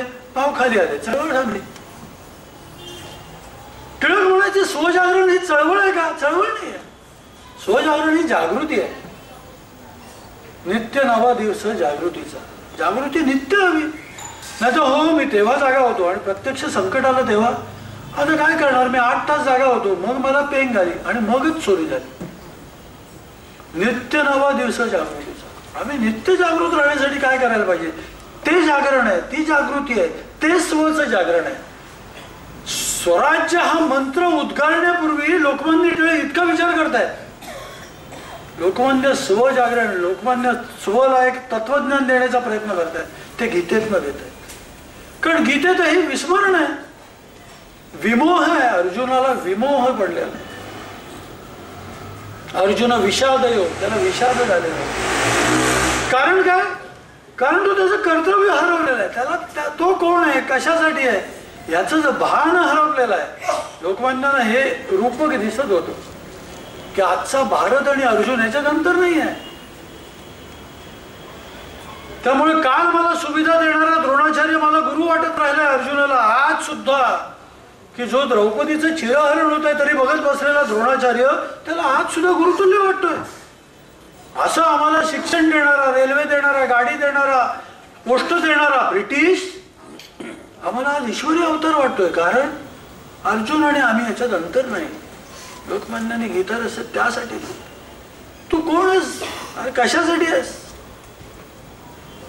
तू एकदा कोण आहेस हे कळल्यानंतर हे जे चिकटलेले बाकीचे सगळे गोष्ट आहेत त्या सगळ्या निष्ठून जातात. हे तात्पुरते चिकटलेल्या गोष्टी आहेत, त्या दूर होतील. स्वभान तुझं पूर्ण जागृत. हे स्वभान जागृतीसाठी एकदम त्यांना असं वाटलं नाही होय स्वराज्य हा माझा जन्मसिद्ध हक्क आहे, मंत्र देऊन टाका. स्वजागृती झाल्याशिवाय हा मंत्र पेललाच जाणार नाही. नाहीतर तो केवळ एक जोडाक्षराचा शब्द उरेल. तो शब्द नकोय, तसं जगणं व्हायचं आहे. असं जगणं होण्यासाठी लोकमान्याने हा ग्रंथ लिहिला, एक तत्वज्ञानाची डोक. लोकमान्य असं म्हणतात की आत्म्याच्या विकसनासाठी काय करतो आपण? म्हणतो नाही आमचे षड्रिपू दूर झाले पाहिजेत, स्वजागृतीसाठी साधना केली पाहिजे, केंद्रित व्हायला पाहिजे, अंतर्दृष्टी आपली विकसित करायला पाहिजे, हे सगळं करायला पाहिजे. म्हणजे स्वभान येण्यासाठी ते काहीतरी करणं कामाचं आहे. ते करावं लागतं. साधना त्याला म्हणा, श्रम म्हणा, तप म्हणा, करावं लागतं. राष्ट्रीय स्वभान येण्यासाठी सुद्धा काहीतरी करावं लागतं. आपोआप येत नाही. टिळकांचा लेख वाचला, आलं मला स्वभान, असं होत नाही. मी काहीतरी करावं लागतं, मी काहीतरी ठरवावं लागतं, मी माझ्या धारणा बदलाव्या लागतात. मी माझ्या मनावरची आदर्शांची चित्र ही बदलावी लागतात. आम्ही कॅलेंडरचं चित्र कधी बदलतो, महिना बदलला की चित्र पालटतो. पुढचं चित्र ही त्या महिन्यापुरतच ठेवतो. मनावरची ध्येयाची चित्र अशी बदलायची नसतात. मनावरची ध्येयाची चित्र ही कायमस्वरूपी अक्षय चित्रासारखी कोरायची असतात, शिल्पासारखी, की जी पुसता येणार नाही, उचलून टाकता येणार नाही, मुंडाळता येणार नाही, जाळता येणार नाही. असं सुभान निर्माण करण्याचं काम लोकमान्य करतायत. त्याच्यासाठी ते इतके वेगवेगळे आधार देत आहेत. त्यामुळे ते वैचारिक जागरण करतात. केसरीसारखं, मराठासारखं वृत्तपत्र चालवून एक वैचारिक जागरण वार्ता देत आहेत, वेगवेगळ्या घटना सांगतायत, वेगवेगळ्या अलौकिक चरित्रांची ओळख करून देत आहेत, वेगवेगळ्या शास्त्रांची, कलांची ओळख हे समाजाला करून देत आहेत. हे स्वजागरणासाठीच चाललेलं आहे, चळवळीसाठी चाललेलं नाही. शिवजयंती, सार्वजनिक गणेशोत्सव स्वजागरणासाठी चाललेलं आहे. मी माझ्याहून माझ्या आज हृदय मम विशाल झाले असं म्हणता येणार आहे का मला? असं म्हणण्यासाठी जे जे करावं लागेल ते करण्याचे गिरवायचे धडे आहेत. सगळ्यांच्या सार्वजनिक आरतीत उभं राहणं तो धडा आहे. तिथे उभं राहून मी जयदेव जयदेव म्हणतो, मग नमस्कार करतो, तेव्हा मी माझ्या नोकरीतलं माझी पदोन्नती मागतच नाही, मागताच येत नाही मला, कारण इतक्या सगळ्यांच्या बरोबर मी. मग आपण म्हणतो नाही अरे सगळ्यांचं चांगलं हो, कल्याण हो, आमच्या वाडीला दीर्घायुष्य लाभ हो, वाडीतल्या सगळ्या मंडळींचं दीर्घायुरारोग्य निर्माण हो, असंच म्हणू लागतो. सगळ्यां समष्टीसाठी मागणं सुरू होतं. समष्टीसाठी सगळ्यांबरोबरचे असलेलं जे अंतसूत्र आहे हे लोकमान्य ना, हे दिसायला अध्यात्म वाटेल कोणाला, लोकमान्य होतेच आध्यात्मिक. ते अशी सामान्य चळवळ चालवणारे नेते नव्हतेच. अध्यात्माची अत्यंत तत्वनिष्ठ अशी खूप मोठी बैठक त्यांनी ह्या सगळ्या चळवळीत दिलेली होती. ते प्रतिक्रियेतनं आलेला लढा नव्हता तो, की अरे आग लागली का मग पाणी टाका, असं त्यानं केलेलं नव्हतं. तेव्हा असं आलंय का ब्रिटिश, मग असं करा, हाकलून द्या ब्रिटिश, फक्त चले जाऊ म्हणूया, ब्रिटिश जाऊ द्यात, मग काय, मग राहतील ते आपणच, आपलं आपण कसंही बघून घेऊ. लोकमान्यानं हे म्हणणं नाही. लोकमान्य म्हणतात की आपण करू ना, आपण कसं करू. 1914 मध्ये लोकमान्य परत आलेले आहेत मंडलेहून. गीता रस्ते तिथेच ठेवलेला आहे, ब्रिटिशांनी सोडलेला नाही ग्रंथ. सगळी मंडळी चिंतित झालेत की अरे इतका मोठा तुम्ही खूप महत्वाचा ग्रंथ तिथे लिहिला, तो इथे दिलेला नाही, सोडलेला नाही, कसं होणार. लोकमान्य हसतात आणि म्हणतात की अरे ते ग्रंथाचं चोपडं तिथे राहिलं, पण इथे आहे ना ग्रंथ. तो ग्रंथांच्या लोकमान्याच्या स्मरणशक्तीच्या सुद्धा आज विस्मय वाटेल असे प्रसंग ठाई ठाई आहेत. एक खटला चाललेला होता, त्याच्यासाठी काही कागदपत्र त्यांना पाहिजे होती त्यांच्याच खटल्यातली. तिथला जो पोलीस अधीक्षक होता म्हणला ती सगळी कागदपत्र त्याच्या प्रती आम्ही तुला देणार नाही. लोकमान्य म्हणले प्रती देऊ नका, इथे नुसतं तर बघायला तर मिळतील की नाही. लोकमान्याने केवळ ती कागदपत्र अशी घेतली आणि चाळून त्याला परत दिली. परत आल्यानंतर आपल्या लेखनिकाला खडा न खडा पूर्ण ते कागदपत्रावरती जो काही मसुदा होता लिहिलेला तो खडा न खडा सांगितला.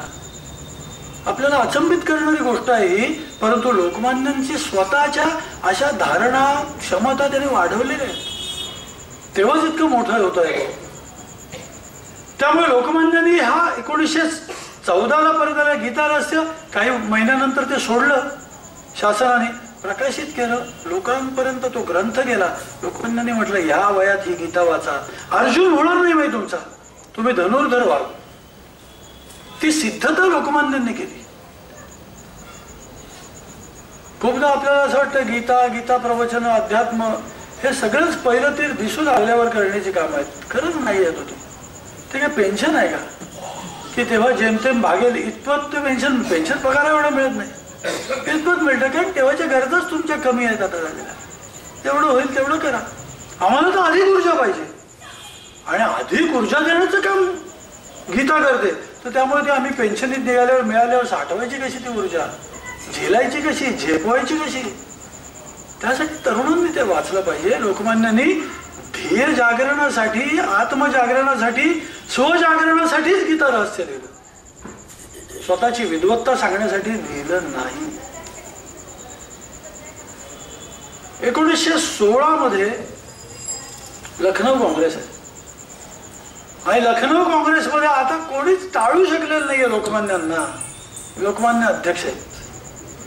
परत एकदा जो 1906 मध्ये दादाभाई नौरोजींनी स्वराज्याचा एकदा उद्घोष केला होता त्याला परत 10 वर्षांचा अज्ञातवास.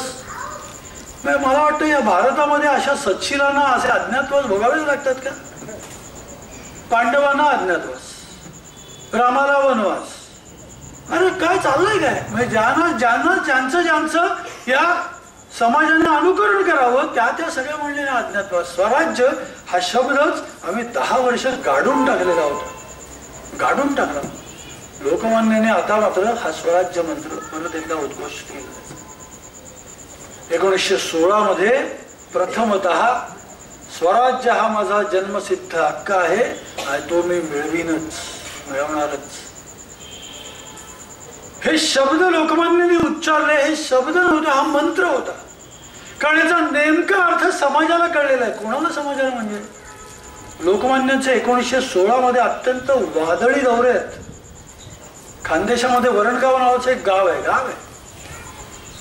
त्या गावात स्वागतासाठी रेल्वेने जाणाऱ्या लोकमान्यांच्या स्वागतासाठी शेतकरी समूह सगळे जमलेला आहे आणि शेतकरी तिथे सगळे एकत्र आलेले आहेत. लोकमान्य त्यांना सांगतायत आता मागणं काय राहील? आपलं मागणं एकच राहील, स्वराज्य, दुसरं काही नाही. पण तुम्ही मागितलं की स्वाभाविक आहे शासन, या समाजातले शहाणी माणसं अवतरणात ती तुम्हाला विचारली स्वराज्य म्हणजे काय? तुम्ही त्यांना सांगा स्वराज्य म्हणजे आपल्या घरात वावरताना आपण जे स्वातंत्र्य घेतो ते. मला कोणाला विचारावं लागत नाही. थांबू, चालू, बसू, उठू, झोपू, माझं घर आहे. आम्हाला आमच्या राज्यामध्ये काय करायचं हे करण्याचा पूर्ण अधिकार हा जन्मसिद्ध आपल्याकडे आहे. लोकमान्यांनी ते शब्द सुद्धा खूप लोक त्याच्यात वेगवेगळे अर्थ शोधत असतात की हा जन्मसिद्ध असला तर मग तो काय? या भारतातलं दुर्दैव असं आहे जन्मसिद्ध अधिकार सुद्धा चालवण्यासाठी, वापरण्यासाठी मिळवावा लागत होता, आठवण करावी लागत होती. म्हणूनच पुढे शब्द येतो तो मी मिळवणारच. कारण अनेक जण तर शब्दाची गंमत करणारे शब्दपटू, भाषापटू असतात. ते असं म्हणतात की अरे विसंगती नाही का या शब्दामध्ये? स्वराज्य हा माझा जन्मसिद्ध हक्क आहे. कळलं? मग तो मी मिळवणारच. अरे जन्मसिद्ध आहे ना, मग अजून वेगळं काय मिळवायचं आहे? वेगळं मिळवायचं आहे ते पेलवणं मिळवायचं आहे. अधिकार खूप आहे हो. तो अधिकार पेलवण्यासाठी जे आम्हाला एक बलदंड हृदय हवं आहे, बलदंड विचाराची आधारशिला हवी आहे. कारण तो झेपणार नाहीये. स्वराज्य असं म्हटल्यानंतर अनेकांना कंप ओढ सुटतोय. अनेक जण पळतायत, अनेक जण त्यापासून दूर होत आहेत, नको म्हणतायत. मोठी माणसं आहेत ही सगळी. फिरोजशाह मेहतांसारखी मोठी माणसं आहेत, नामदार गोपाळकृष्ण गोखल्यांसारखी मोठी माणसं आहेत. ह्या सगळ्या मोठ्या माणसांची ही अवस्था आहे देवाची. त्यामुळे स्वराज्य मिळवणारच. काय मिळवणारच? तर स्वराज्याची जन्मसिद्धता अंमलात आणण्यासाठी जे तत्व लागतं ते मी मिळवणारच. स्वराज्य मंत्राची शताब्दी होताना आपण त्याचा पूर्ण अन्वय समजून घेतोय. हा पूर्ण अन्वय आहे त्याचा. जन्मसिद्ध गोष्ट मिळवावी लागत नाही. मला माझा वर्ण, माझी उंची मला मिळवावं लागलं का? मला मिळवावं नाही लागलं. मी जसं मला घडवलं तसं आहे ते मला मिळवावं लागलं नाही. मला मिळवावं काय लागलं? मला माझी बाकी शक्ती, बुद्धी, संपदा, कला, कौशल्य, वाणीतलं विवरण, वाणीतलं वैभव ते मला मिळवावं लागलं. जन्मसिद्ध अधिकार स्वराज्याचा आहे जन्मसिद्ध, परंतु तो माझा आहे हे ज्ञान मला मिळवावं लागलं. तो गाजवण्यासाठी आवश्यक ते बळ मला मिळवावं लागलं. तो माझा आहे याची पूर्ण माझी धारणा मला निर्मित करावी लागली, स्थापित करावी लागली मला. लोकमान्यांनी ते केलं. त्यांनी शेतकऱ्यांना सांगितलं की तुझ्या भाषेतलं स्वराज्य आपल्याला हवंय. कारण शेतकऱ्यांना सुद्धा भ्रमित करणारी देवाची ही नेमस्त मंडळी होती आणि शासनही होतं. कारण शासन अनेकदा प्रश्न विचारायचा की हो टिळक तुम्ही पुन्हा पुन्हा हे स्वराज्य स्वराज्य मागताय, स्वराज्य त्या गोरगरिबांना कुठे स्वराज्य हवंय, ते कुठे म्हणतात स्वराज्य हवंय, शेतकऱ्यांना कुठे स्वराज्य हवंय, ते तर त्यांची नांगरट चालवतात, ते तर त्यांचे उद्योग करतायत, तुम्ही का स्वराज्य स्वराज्य म्हणताय, तुम्हाला कशाला हवाय स्वराज्य. लोकमान्य म्हणत की हे आपले स्वराज्याचे शत्रू आहेत. 3 शत्रू त्यांनी सांगितलं. ते म्हणजे पहिला शत्रू आहे इथे जे ब्रिटिश अधिकारी आधी होते आणि आता निवृत्त झालेत आणि जे आता ब्रिटनमध्ये जाऊन राहत आहेत, ते शत्रू क्रमांक 1 आहेत. ते काय करतात, ते तिथे राहून इथल्या सगळ्या आपल्या आंदोलनाविषयी, इथे होणाऱ्या सगळ्या बदलांविषयी तिथल्या सरकारचं मत कलुषित करत राहतात, जाग करत राहतात. ते गप्प राहतात तिथे गेल्यावर हे करतात.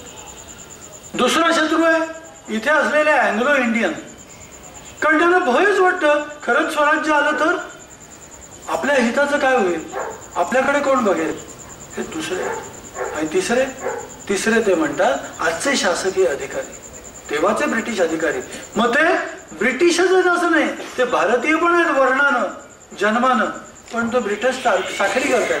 त्यामुळे ते आपले प्रमुख शत्रू आहेत. त्यामुळे ते असे प्रश्न विचारत राहतील, तुम्हाला असं फिरवीत राहतील, भ्रमित करीत राहतील.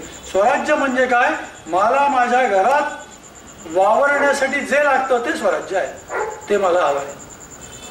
परंतु सामान्यांसाठी हे सांगणारे लोकमान्य स्वराज्यानंतर इथलं शासन कसं असेल, इथल्या व्यवस्था काय असतील, इथे संसद कशी असेल, इथले मताधिकार कसे असतील, इथल्या निवडणुकांना कोण उभं राहील, इथल्या मताधिकारात जाती धर्म शिक्षण व्यवसाय अशी कुठलीही अट भिंत राहणार नाही, अशा प्रकारची रचना लेखनातनं पूर्ण करत होते. ते मंत्र देऊन थांबले नाहीत. ते म्हणायचे अनेक जण असे म्हणतात तेव्हा स्वराज्य पाहिजे का स्वातंत्र्य पाहिजे, अशा शब्दांच्या तुम्हाला भ्रमात गोवणारे अनेक लोक आहेत. परंतु ते म्हणतात स्वराज्य ही स्वातंत्र्याचं मंदिर चढण्याची एक पायरी आहे. स्वराज्य म्हणजे ह्या देशाची व्यवस्था आपल्या ताब्यात येणं, आणि स्वातंत्र्य म्हणजे आम्ही सार्वभौम आहोत असं सांगणं. आज आम्ही स्वराज्य मागतोय म्हणजे आम्ही इथल्या सगळ्या व्यवस्था आम्ही निर्माण करू, कायदे आम्ही निर्माण करू, न्याय व्यवस्था आमच्या असतील, आरक्षित दल पोलीस दल आमचं असेल, नियमावली आम्ही करू, आम्हाला पाहिजे ते करू, आम्हाला पाहिजे ते बदलू. आज इथे रेल्वे धावते याचं आम्हाला कौतुक काय सांगता, कुठे धावते, आम्हाला हवी तिथे धावत नाहीये, तुमच्या सोयीचे तिथे धावते. आम्हाला विचारून तुम्ही केलेलं नाहीत, आम्ही सांगून तुम्ही थांबत, हे स्वराज्य नाही. आम्हाला स्वराज्य तसं हवंय जे आम्ही सांगून करू आणि आम्ही सांगून थोपवू सुद्धा. ते अधिकार असणं म्हणजे स्वराज्य. आणि लोकमान्य म्हणतात की आत्म्याला जशी भूक त्या एका मुक्तीची असते, सायुज्य मुक्ती त्याला हवी असते. आत्मा असा आधेमध्ये थांबत नाही ना, दुसरं काही नको असतं माणसाला. आणि कायम दुसरे पण हे कमी दर्जाचंच मानलं जातं की नाही, दुसरे पण. म्हणजे त्या 3 इडियट मधला एक तो संवाद आहे बघा, की जीवनामध्ये तू पहिला अग्रभागीच असला पाहिजे. चंद्रावर उतरलेलं दुसऱ्या माणसाचं नाव इतिहास लक्षात ठेवत नाही, पहिल्या माणसाचं नाव लक्षात ठेवतो, पिढ्या लक्षात ठेवतो. लोकमान्य म्हणतात की अरे दुय्यम गोष्ट आम्ही का मागू, आम्हाला स्वातंत्र्यच हवंय. स्वराज्य ही त्याची पायरी. आणि जेव्हा आम्ही स्वातंत्र्य हवंय असं म्हणतो तेव्हा स्वराज्य त्यात असतंच.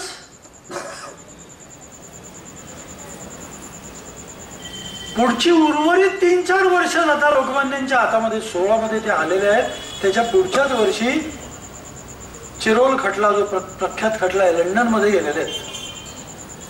आणि लंडन मध्ये खरं तर टिळकांना काय कोणी म्हणेल की काय टिळकांना हे सुचलं, कशाला गेले ते, खर्चामारी खर्च झाला, जे साध्य व्हायचं होतं ते साध्य झालं नाही, कारण खटला जिंकले नाहीत, खटला हरले. खटला काय होता, त्यांना देशद्रोही म्हटलेलं होतं चिरोलने. व्हॅलेंटाईन चिरोल तिथला लेखक होता, पत्रकार होता. लोकमान्य म्हणले अरे हा माझा स्वभाव आहे, मला कोणी दूषण देईल आणि मी ते शांतपणे ऐकून बसेन, हा माझा स्वभाव आहे, मी त्याला विरोध करीन, त्याला मी नेस्तनाबूत करेन. लंडन मध्ये जाऊन खटला लढले. 2.5 ते 3 लाख रुपये खर्च आला. परंतु लंडनमध्ये उगीच गेला नाही तो लोकमान्य. तिथे जाऊन तिथल्या सगळ्या नेमस्त चळवळी, तिथल्या ज्या मजूर गटाच्या नेते मंडळी होती, कारण तिथे हुजूर पक्ष मजूर पक्ष असे दोन राजकीय पक्ष, राजकीय परंपरा होत्या, त्या मजूर पक्षाच्या सर्व नेत्यांना भेटत राहिले आणि त्यांना सांगत राहिले की तुम्ही इथे जे नखराश्रू वाहत असता की आमचं ह्या सगळ्या पीडितांसाठी आमचा पक्ष काम करतो. आज जगभरातल्या अशा लोकांना देशांना तुम्ही अंकित करून ठेवलाय, ते तुम्हाला दिसत नाही का? कुठल्या पीडितांसाठी तुम्ही अश्रू काढताय? भेट जाऊन त्यांचे गचंडीस धरण्याचे काम टिळकांनी त्या केलंय. आणि अनेक मजूर पक्षातले नेते हे टिळकांना असं म्हणू लागले की ह्यानंतरच्या काळात आम्ही तुम्हाला समर्थन देऊ. दुर्दैवानं हा खटला लोकमान्य टिळक हरले.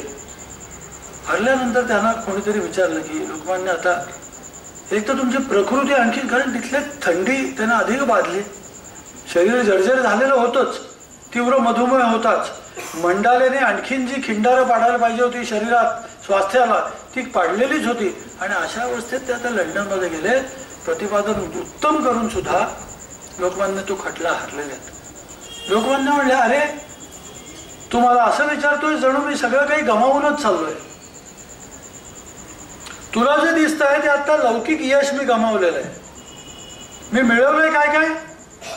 मी मिळवलंय ते की मला कोणीतरी देशद्रोही म्हणतोय, राष्ट्रद्रोही, म्हणजे मी भारतात राहून भारत माता की जय असं म्हणणं राष्ट्रद्रोही.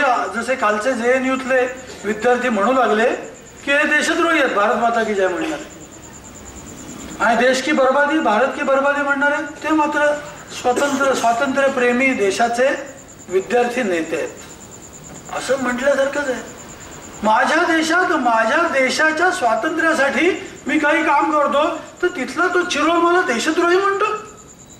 हा देशभक्ती आहे का देशद्रोह आहे त्याला कळलं पाहिजे. आणि मला माझं सांगितलं पाहिजे की तू ज्याला द्रोह म्हणतोय तो द्रोह करणार. द्रोह करणं हीच माझी भक्ती आहे. मी तुमच्या बादशहाला द्रोह करणारच, तुमच्या राणीशी माझा द्रोह असेलच, हे मला सांगणं हेच माझ्या भक्तीचं लक्षण आहे. ते मला त्यांच्या मंचावर जाऊन त्यांच्या न्यायालयात उघडपणे ठामपणे ठणकावून सांगतात. गमावलं काय? 2.5-3 लाख रुपये गेले असं म्हणतोस तू. 2.5-3 लाख रुपये खर्चामध्ये ब्रिटिशांच्या राजधानीत येऊन असा मला माझ्या भारताचा जयघोष करताच आला नसता. तो कित्येक रुपये मला खर्च करून सुद्धा करता आला नसता. आता मला सर्व व्यवस्था ब्रिटिशांनी उपलब्ध करून दिल्या. न्यायालय दिलं. मला म्हणायला लागले तुम्ही बोला, तुमचं म्हणणं काय सांगा. पत्रकार आहेत ते मला विचारत तुमचं म्हणणं सांगा या सगळ्याविषयी. मला बोलण्यासाठी विविध सार्वजनिक सामाजिक मंच हे 3 लाखात मिळाले असते का? ते मिळाले. ब्रिटिशांच्या ह्या राजधानीत येऊन मला एकदा सांगायचं होतं भारत आता जागा झालेला आहे. भारत तुम्ही देशद्रोही म्हटलं तरी सहन करणार नाही. मग तुम्ही नुसतं म्हटलंय, तुम्ही गोळ्या चालवायला लागलात आणि रणगाडे आणायला लागलात तर ते ऐकणारच नाही. तुम्ही देशद्रोही म्हटलेला सुद्धा भारत आता जागा झालाय तो खपून, हे मला सांगायचं. मी सांगतोय लोकमान्यांच्या स्वजागरणातलं सत्व, ओज, ऊर्जा ती ही आहे की असं सत्व जागरणातलं जो स्वदेशी समाज इथे उभं राहील त्याला वेगळं स्वदेशी सांगावं लागणार नाही. पुढे जी चतुसूत्री लोकमान्यांनी जी सांगितलेली आहे, राष्ट्रीय शिक्षण, स्वदेशी, बहिष्कार, ही जी चतुसूत्री कशासाठी सांगितली? ज्याचं स्वजागृत झालंय त्याला फक्त हे शब्द राहणार नाही, त्याला हे आचरणाचे धर्म राहतील.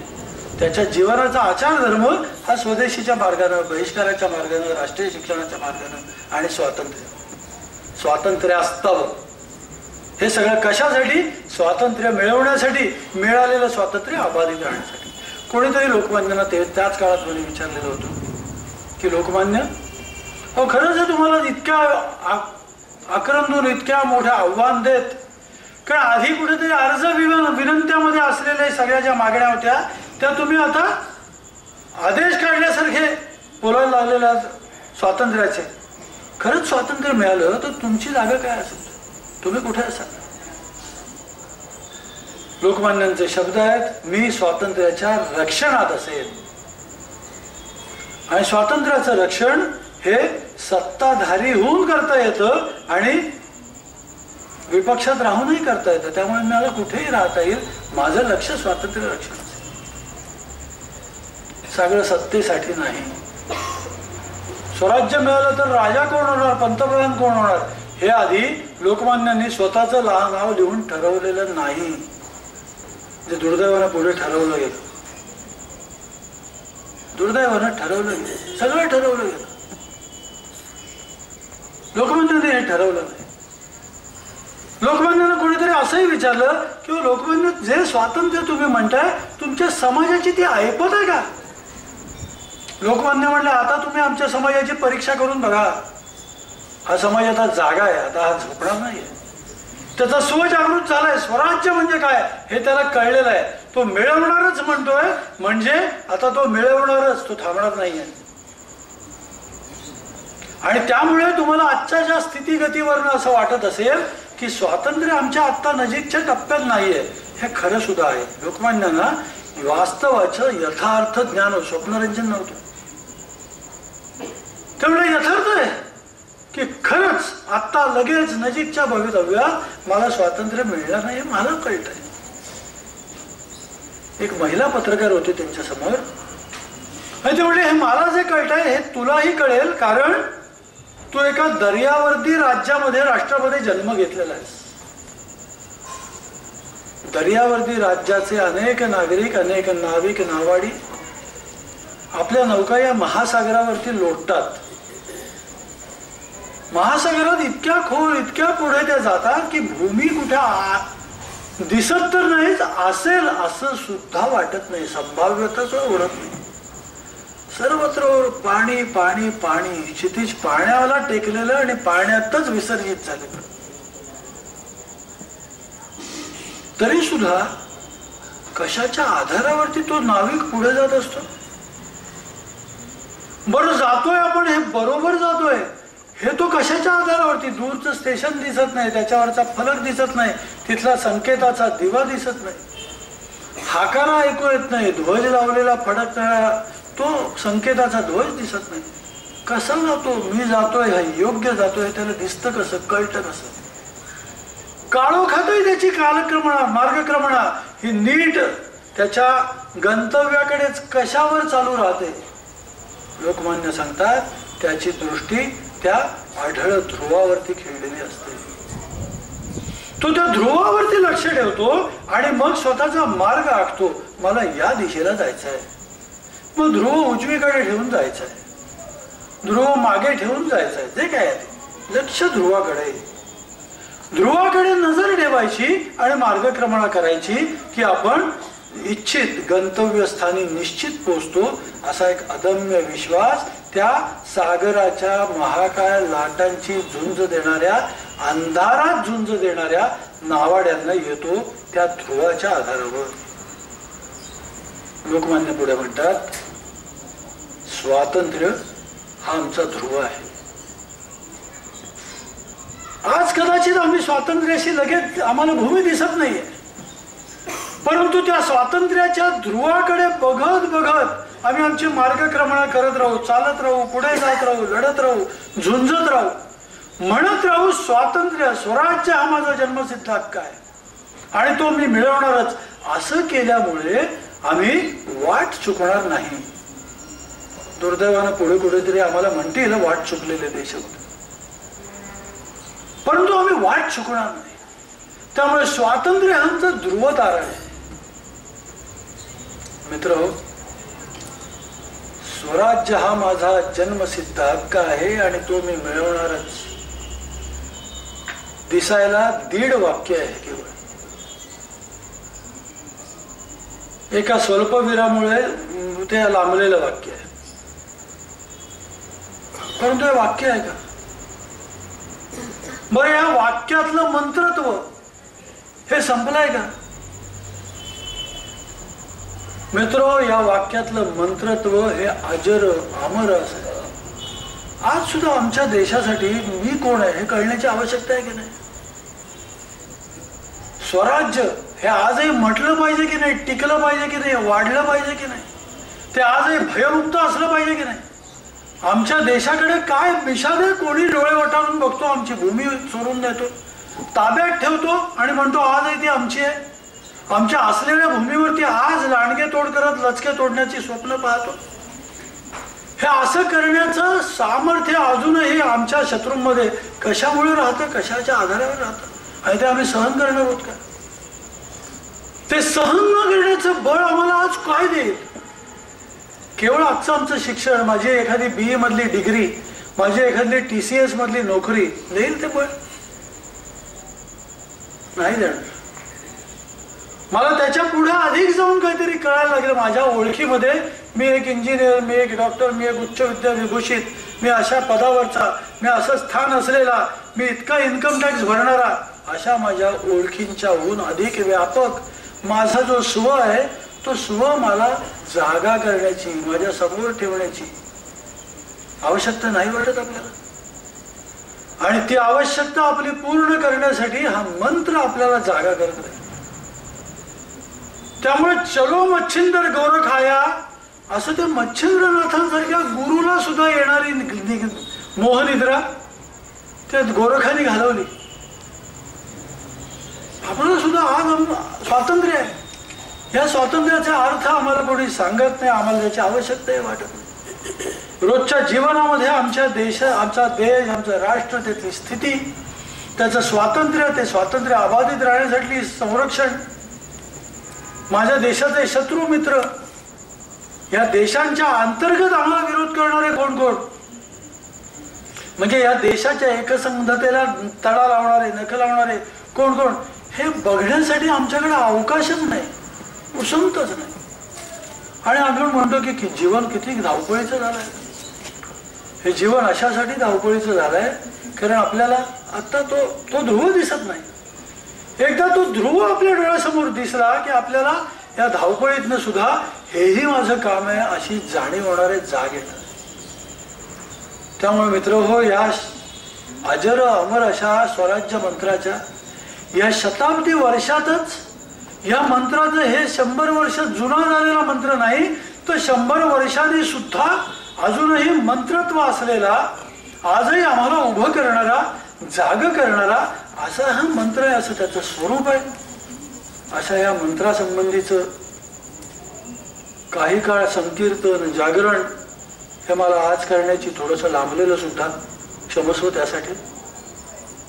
ते करण्याचा अवसर, संधी, सुयोग मला या आयोजक मंडळींनी दिला. मला असं नेहमी वाटत राहिलेलं आहे की आपण सगळे मिळून जेव्हा असा विचार करतो ना, तेव्हा सगळे मिळून काही काळ आपण त्या भावनेचे वाहकच असतो. आता मला खात्री आहे, कारण टिळक चरित्र वाचताना मी सुद्धा राष्ट्रापलीकडे दुसरं माझ्या मनात काही येत नाही आणि वाटत राहतं की खरंच आहे, आपलं जे चांगलं आहे ते देशासाठी. टिळकांसारख्या राष्ट्रपुरुषांचं स्मरण आपल्या मनाचं मालिन्य घालवत असतं, मनातले स्वार्थ असतात ते पुसून टाकत असतं. त्यामुळे या निमित्तानं आपल्या मनातलं हे जे मनोमालिन्य आहे, स्वार्थभाव आहे, निद्रा आहे, मोह आहे, या सगळ्याचा काही काळ तरी आपल्याला विस्मरण झालेलं आहे. आणि या काही काळ आलेली आपली जागृती आहे, ही जागृती ही दीर्घकाळ सतत नित्य होण्यासाठी आपण सगळेच जण प्रयत्न करूया. टिळकांच्या या स्वराज्य मंत्राचं आपण सगळेजण स्मरण करूया. एकदा माझ्या मागे आपण मंत्र म्हणू आणि आपण आजच्या या भाषणाला विराम देऊ. स्वराज्य हा माझा जन्मसिद्ध हक्क आहे आणि तो मी मिळवीनच. धन्यवाद.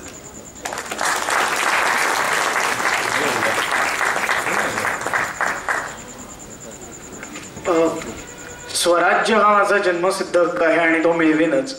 खरं तर 100 वर्षांपूर्वी टिळकांनी दिलेला हा कानमंत्र, हा 1.5 वाक्याचा कानमंत्र असला तरी तो 1.5 तासाच्या भाषणात समजून घेणं आणि तो उलगडून दाखवणं हे खूप मोठं आव्हान आहे.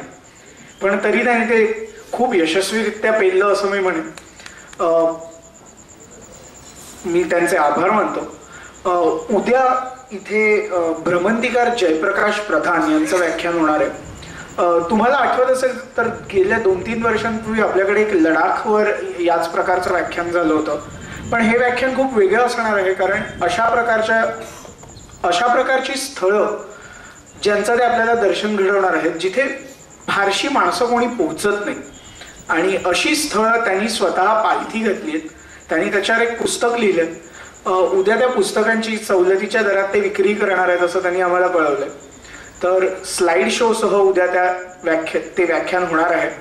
व्याख्यान वेळेत चालू करणं हे एक मोठं आव्हान असणार आहे, कारण थोडं मोठं ते होईल असं आम्हाला वाटतं, कारण स्लाइड शो, प्रश्नोत्तर या सगळ्याच गोष्टी त्यात असतील. त्याच्यामुळे उद्या ठीक रात्री 8:30 वाजता आपण परत इथे जमायचंय. जयप्रकाश प्रधान यांचं व्याख्यान होणार आहे. धन्यवाद. आणि प्रजासत्ताक दिनाच्या तुम्हाला सर्वांना पुन्हा एकदा शुभेच्छा.